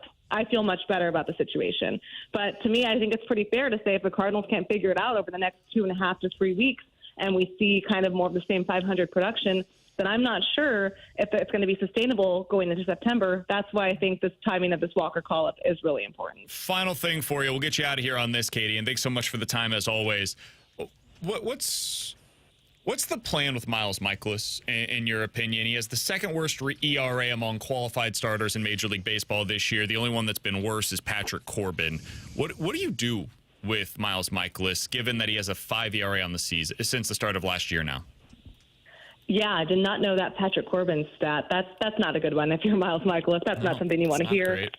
It's a good question. Andre Palante has done a really nice job over the last 2 months of finding ways to get through outings. And, when you're a ground ball pitcher and you're pitching to contact a lot, you're going to get burned sometimes. That's just the reality of being a pitch to contact arm. But I think he's done well enough to make a compelling case to stay in the rotation. I'm not quite sure where Lance Lynn is in his rehab. I know he was throwing and was in, what city were we just in? Kansas City. He was throwing in Kansas City.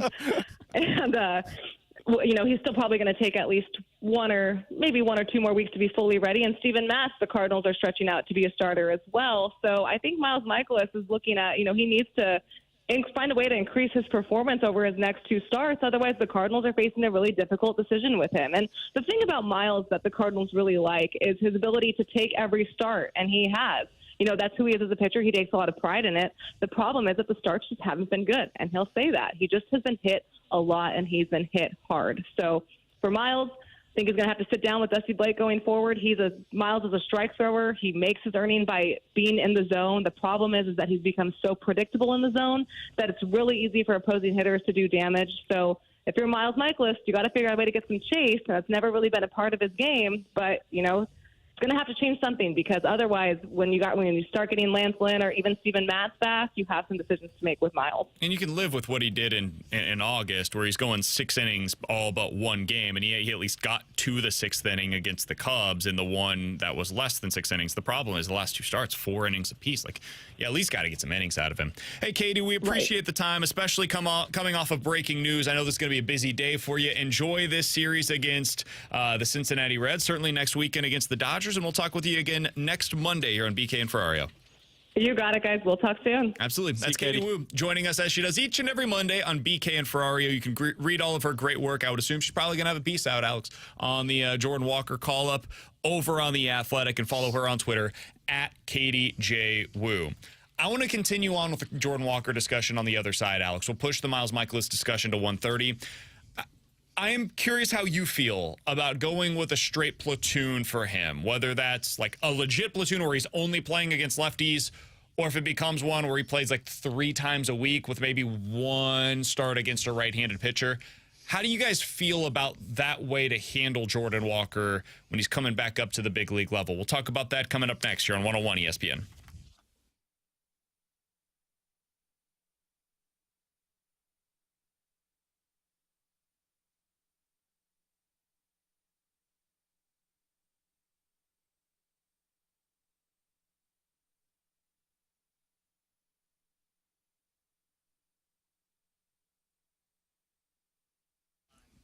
Alex Ferrario with you to talk about my friends over at Rhino Shield. It's time to give the exterior of your home a facelift. And look, you don't want a house that looks old and outdated, worn down, paint chipping off, whatever type of siding you have, it just looks worn down. You want to drive home when you're pulling into the driveway and see a beautiful looking home. That's where Rhino Shield comes into play. And you could be like me 3 years ago that said, I'll just do this myself. It's going to save me money. And it's going to save you money for the now, but not for the future, because what Rhino Shield uses, it's not paint. It's a ceramic coating that is a 2 to 3 coating process, and it sticks 9 times better than any other type of product you're going to put on your exterior. Doesn't matter the type of exterior you have, Rhino Shield sticks with all. It's backed by a 25-year transferable warranty, 100% waterproof. It deflects 90% of the UV rays. You are getting the coating of a Rhino on the exterior of your home. So give Darren a call today. Tell him Alex Ferrario sent you. He'll come out. He'll give you a great quote, great recommendations, too, on the paint he thinks would look great on your home, and the job that they do will be immaculate. 877-25-RHINO. That's 877-25RHINO.com.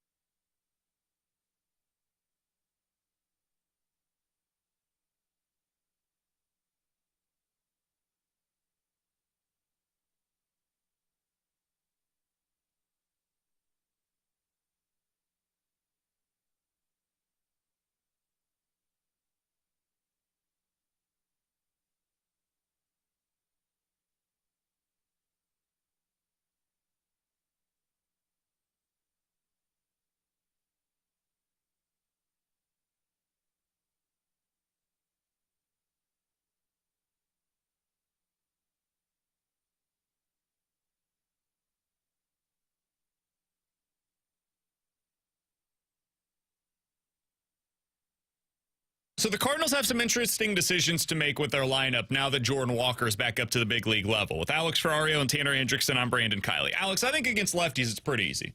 I think this is going to be your lineup tonight. You guys tell me if you agree or disagree with this, but I think this is probably pretty close to what you'll see. Wynn starting batting leadoff at shortstop. Tommy Pham batting second in left field. Contreras once again DHing because you got to have Pages in there. He'll be batting third.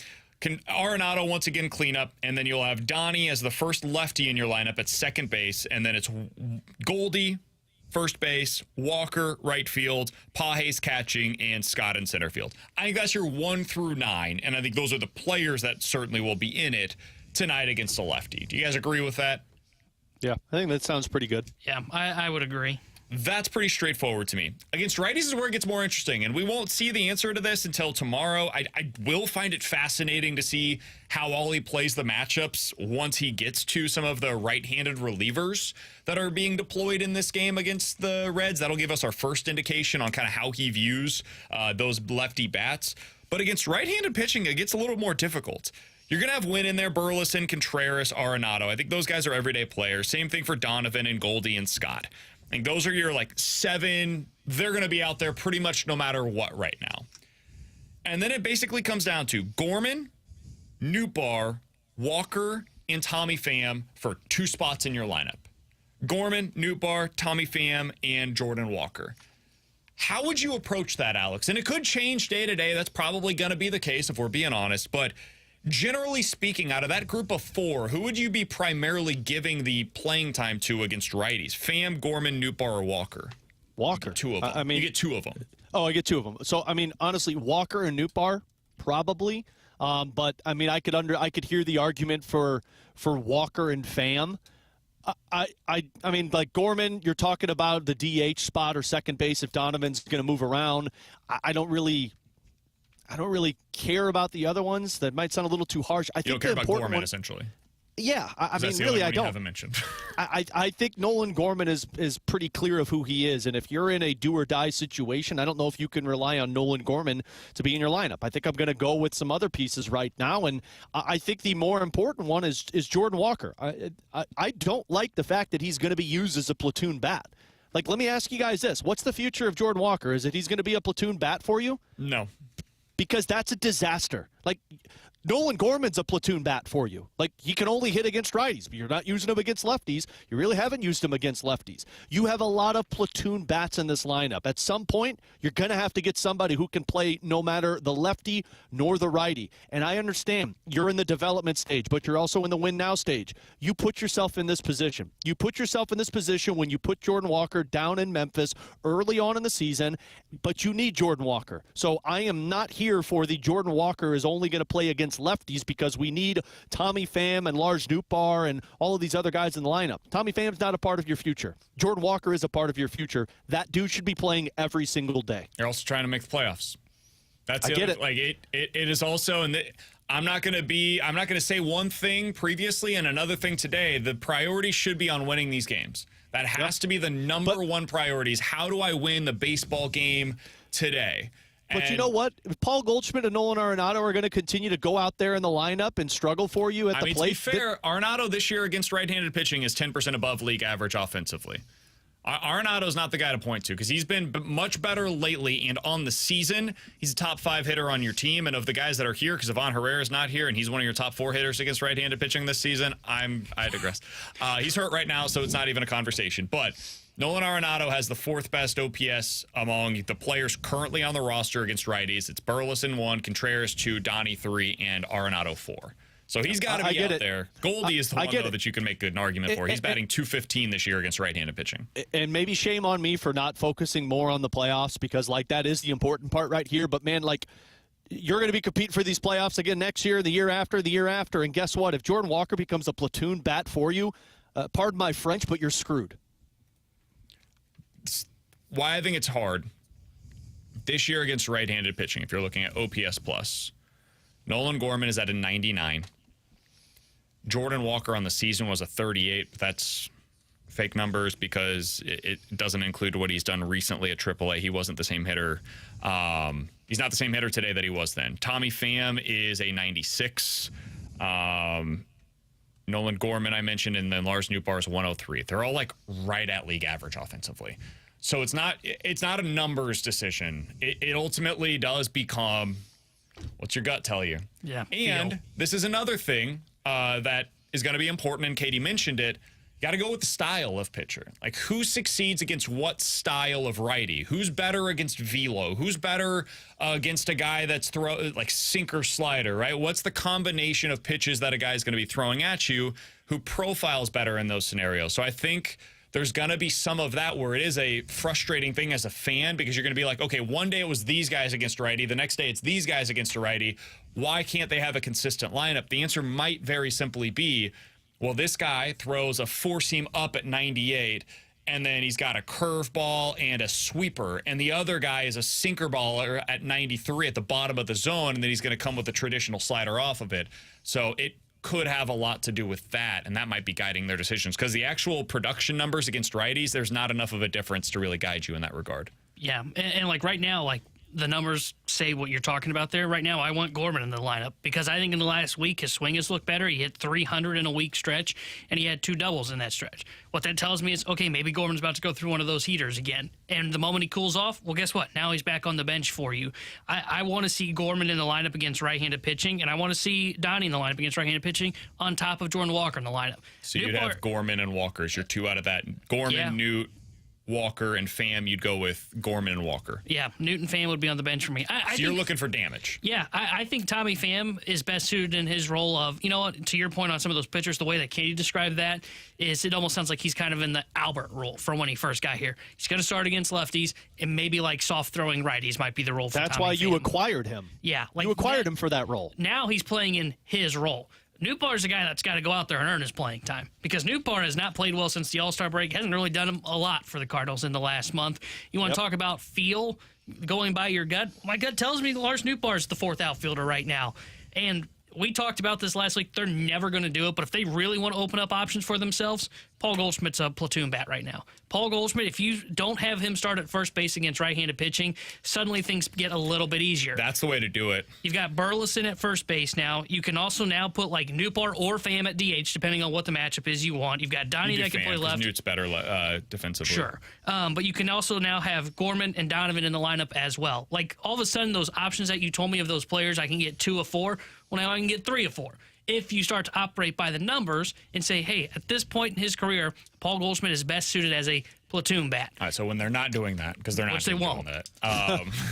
Yeah, that was a fun idea, Tanner. But I know, I was just making a point. You're 100% right in what you just said, and it's something that I overlooked and I shouldn't have. Foley's an analytic manager. He would not have Goldie in the lineup against make sure you know that. Yeah, he doesn't make the lineup, though, T-Bone. Yeah, he'll let you know. If you tell him that he's an analytical manager, he's not. He follows his gut. He goes by the feel. Okay. Okay. I would go with Gorman and Walker as well. It's unbelievably small sample size theater that I'm about to tell you. But in his last 5 games, Nolan Gorman is batting .333, and he's slugging .445. He has 2 doubles in this stretch. He's hitting the ball harder. He looks better. How much of that matters? 100%. How much of that matters? Is this a 5-game hot stretch where his roster spot was potentially on the line and maybe he was playing to essentially save his job so he wasn't the one that was about to go down to AAA with Jordan Walker coming back up? How much of that was, hey, got a couple of good hits and that is ultimately going to make it look a lot better than it was? I don't know.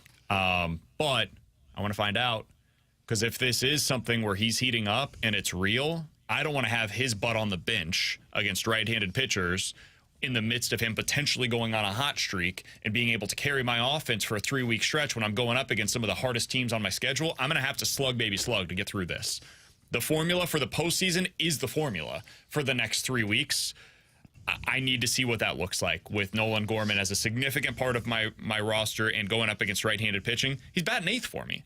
I'm not asking him to do something crazy. Just bat 8th. Hit for a little bit of power. Can you be a .230 hitter that hits for pop? If you can do that, you can be a part of the everyday lineup against right-handed pitchers. We've got the lineup out, if you want to know what it is, against a left-hander and Andrew Abbott. Doesn't really fall into our conversation against righties. But Can I go through it real quick? Sure. If you're going to play the lineup game, not the lineup game, just real quick. Yeah. Win? Yeah. Pham? Nobody's in the lineup batting 3rd. Contreras is 2. Goldie's. Oh. Arenado, 4? Yep. Donovan, 5? Nope. Goldie 5 at first. Makes sense. He's been hitting lefties pretty good. Okay. Walker, 7th. 6. Donnie 6 at second base. Okay, so I just had those guys mixed up. And then Pages in the lineup. Scott 9. Yep. So we had the right guys in the lineup. They just moved up the order a little bit. That's fine. Yeah. And like, honestly, that's how it should look. You know, I'm okay with your best hitter typically hits second in lines. Okay. Contreras, arguably your best hitter. He's getting on a heater as well. Tommy Pham hits lefties well. I have no problem with Goldie 5 behind Arenado. Goldie's hit lefties well. I don't think Arenado's had success against left-handed pitching this season, but hey, he's been playing well. I think it's been better lately. So, like, this lineup, I'm in. You know, this is the right way to handle it against lefties, and then it becomes really interesting. Late game situation. When are you using Lars Nootbaar? You know, when are you deploying? How are you deploying Alec Burleson? What does this mean for your designated hitter spot? Are you now willing to lose the DH for an inning because you have a better bench? Never. If it's the 7th inning, for example, and Pedro Pages' spot in the lineup comes up, and you're going up against a right-handed pitcher, and you've got Alec Burleson on your bench, who's been your best hitter in that spot all year long. That's Pedro runners in scoring position, Pages, to you, sir. Are you willing to make the move? Because that spot in the lineup is unlikely to come back up again. And even if it does, cool. I've still got Lars Nootbaar on my bench that I can go to in that spot if I really need to. That's going to be something that I find fascinating. Now that you actually have a bench to utilize, what does it look like? The good news is Ollie never goes with analytics. He always goes with his gut. So you know he's going to pinch hit in that spot. Coming up next, what's the role for Miles Mikolas moving forward? We'll talk about it here on 101 ESPN.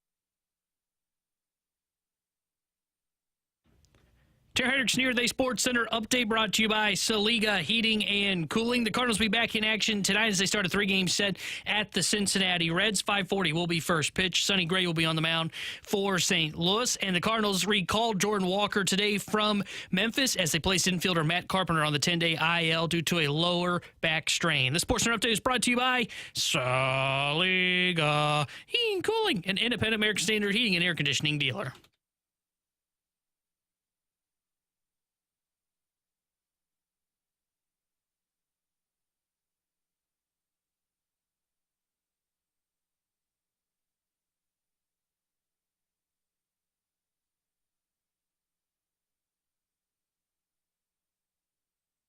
With Alex and T-Bone on BK, so Miles Mikolas ain't it, man. It's not going well for him. Had another rough start over the weekend, and this is just the latest in a long line of not-so-great starts for him. Alex, since the start of last season, Mikolas has a 5 ERA. Among the 93 starters to qualify that have thrown at least 200 innings since the start of last year, Mikolas is 87th. 87th out of 93, and this is over a 2-year stretch. This is a large sample size at this point. The only guys that have been worse in this stretch of times, Luis Severino, Alex's boy. Lance he was Lynn, bad prior to this year. Kyle Freeland, Austin Gomber, former Cardinal, Patrick Corbin, and Chris Flexen. Now, if you just want to look at this season, it's even worse. The only qualified starter this season with a worse ERA than Miles Mikolas this year is Patrick Corbin. Jeez. You never want to be in a conversation with Patrick Corbin. If your name's attached to him, it's not good as a starter. Unless you're Juan Soto.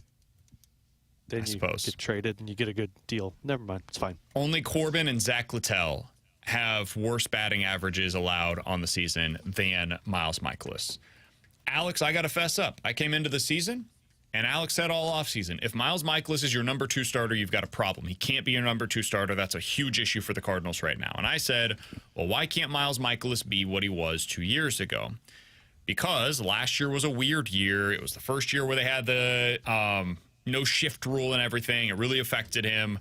And I wondered, can he get back to something similar to what he was in 2022? Not what he was back when he got Cy Young votes in 2018, but 2022, he was a 3.3 ERA. We remember he was going up against the Tampa Bay Rays, Shane McClanahan. It was like a battle to the end between those two guys. Both of them were right up there, and he essentially went head-to-head against him and matched him. Well, that has not happened. Instead, he has a 5.3 ERA on the season, and he's been one of the best or one of the worst starters in Major League Baseball on the year. What do you do here, Alex? Because it doesn't seem like they have an obvious alternative, but Steven Matz is making his way back to the big league level. Only a couple more starts before he's ready to go. Lance Lynn, it was expected that it wouldn't be too long. Only a couple of turns potentially through the rotation before he's ready to make his return back to this rotation. If one of those guys is ready, do you make a change in this rotation? Because Andre Palante was the one that everybody expected to be plucked out. But if you just go by production, and we're just trying to make this team as good as possible down the stretch, it's pretty clear who the worst starter has been on the season. Yeah. And it's Miles Mikolas, by the way, not Andre Palante. I was going to say, Andre Palante is in my rotation moving forward. Everybody could be healthy, and Andre Palante is one of my 4 starters. Your 4 starters right now are Fetty, Gray, Gibson, and Palante, and then you can decide from the rest. So, honestly, it really comes down to who do you trust in that 5th spot. I'm not putting Steven Matz there. I don't care if he does well in his rehab, and they're like, oh, well, he's ready to be a starter again. I'm not doing that experiment again. We're not going to live this one more time of, hey, Steven Matz pitched well in 2 final games. He's going to be in the rotation next year. We're done with this. So really it comes down to Mikolas and Lance Lynn. And to be honest with you guys, it's the Spider-Man meme. They're 2 guys pointing at each other because I feel like they're the same guy. Lynn's got better swing and miss stuff. Mikolas has not been good with the swing and miss stuff. So if he needs to get out of a jam, he's not going to be able to. Lynn at least has shown the ability. But when things go poorly for Lynn, it's 7 or 8 runs given up in 1 inning. Whereas Mikolas, you're probably talking about 3 or 4 runs. I think I would stick with Mikolas as my 5 even when Lance Lynn comes back, because I believe you could use Lance Lynn out of the bullpen and be a really useful piece. But I honestly, I don't think it really matters at that position because you're talking about the 1 spot. What would really be bad is if Andre Palante got bumped and they kept Mikolas and Lynn. That's problematic, and that's the Cardinals basically forfeiting the rest of the season. Yeah, as bad as Miles Mikolas has been, I think you probably have to stick with him as the 5 because 2 reasons for me. one, you're not going to eat that contract in season in the final month. They're not going to DFA him and pay his $18 million and plus the $18 million next year. Two, he has no role outside of not being the starter. It's the conversation we had with Adam Wainwright last year. Well, what if they were competitive last year? What do you do if Wainwright struggles continue? Well, he didn't have a role in the bullpen because he doesn't have swing and miss stuff. So do you just put him back there to be a long reliever, quote unquote? I think you probably keep him in the rotation because, to Alex's point on Lance Lynn, you can find a lane for him in the bullpen. He's got swing and miss. He's been really effective against right-handers this year who are 20% below league average against him compared to lefties who are 21% above league average. And then I've seen Steven Matz play out of the bullpen. Matz can go to the bullpen and serve as a left-handed bullpen arm for you. This could be a really interesting bullpen here pretty soon. Those guys can fit into that bullpen role because they've got some swing and miss. You can find lanes for them so you don't have to really put them in bad positions. Mikolas is the one guy that you say, okay, we throw him out there as a starter, and then, like, if you have Lynn and Matz in your bullpen in this hypothetical we're talking about, first sign of trouble, you go to the pen. You'll have a deeper pen. You should be able to go to guys. You should have guys that can give you some length. I think you have to stick with Mikolas in the rotation. It's not so much because of what Mikolas is doing. It's he doesn't have a role outside of it. Yeah, you're stuck. You did this to yourself. I think you guys are right. I would also add this. They're not going to do that? No. I Matthew Liberatore. I think where it gets really interesting is, like, if they were to make a hypothetical playoff push, right, and you get to a wild card series and then potentially even in the NLDS, Mikolas shouldn't have a spot on that roster. Hell no. And I don't say this with any disrespect to Miles Mikolas because he was a really good starter for a pretty decent portion of time for the Cardinals. But this year he has not earned that right. And eventually it does have to become about what have you done for me? What does the production look like? Jordan Walker was sent down because he didn't produce. Jordan Walker was called back up because he did produce. For the Cardinals, if you get into the playoffs, and this is obviously, a month and a half away at this point. We got a long time before we get there. But you have, like, at least 4 starters that are more deserving of being in the rotation than Mikolas right now, with Sonny Gray, Eric Fetty, Kyle Gibson, and Andre Palante. You have a bunch of different relievers that profile better coming out of the bullpen than Miles Mikolas does. He just doesn't have a role for you. So the rest of the way, his role is to eat as many innings as humanly possible. The 2 starts that he has had most recently, 4 innings apiece, that is unacceptable. That can't happen. He's got to be a guy that wears it for you. And if that means he goes out there and gives up, a few extra runs, but he eats more innings for you, that's probably going to be his role the rest of the way, in my opinion. And that might mean you have to Alex's point on it, like, quote-unquote, forfeit that game. So be it, man. Your bullpen is what has to be reliable for you the rest of the way. And if Mikolas' entire role is go out there as a 5th starter, give us 6 innings every single time that you go out there to allow us the opportunity to have a refreshed bullpen the rest of the week, that's what you got to do.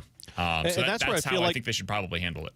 And that's where I feel like Lance Lynn and Steven Matz can come into play if they're in your bullpen. I mean, honestly, you might be treating the Mikolas starts like bullpen starts, but bullpen meaning you've got 2 guys who can give you more length, so you're not touching your bullpen in those games. But in no scenario do I look at this and say, oh, well, we obviously view Miles Mikolas as one of our top starters, and he continues to get those roles.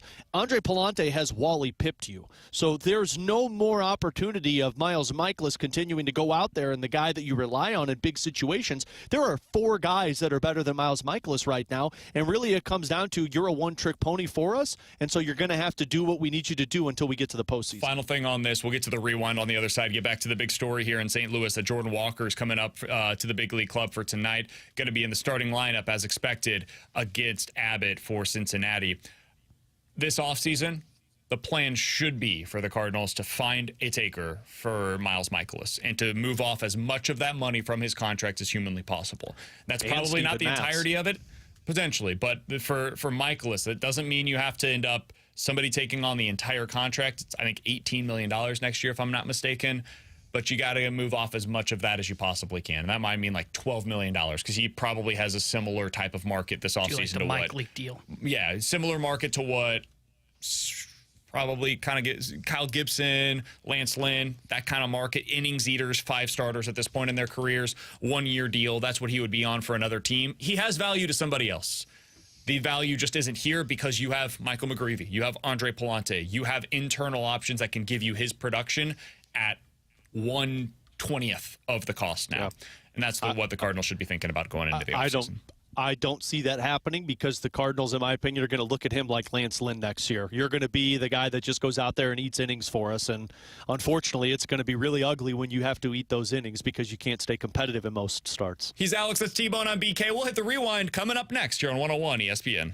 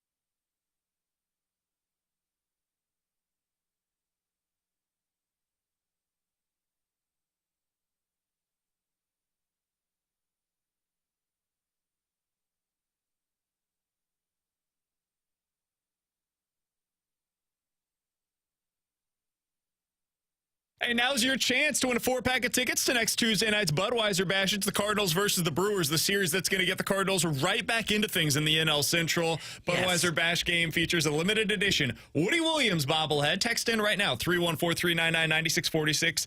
If you are texter number 101 with the correct answer to the following question, you are going to get that 4-pack of tickets to next Tuesday night's Budweiser Bash game. Jordan Walker made his debut in the big leagues last year for the Cardinals.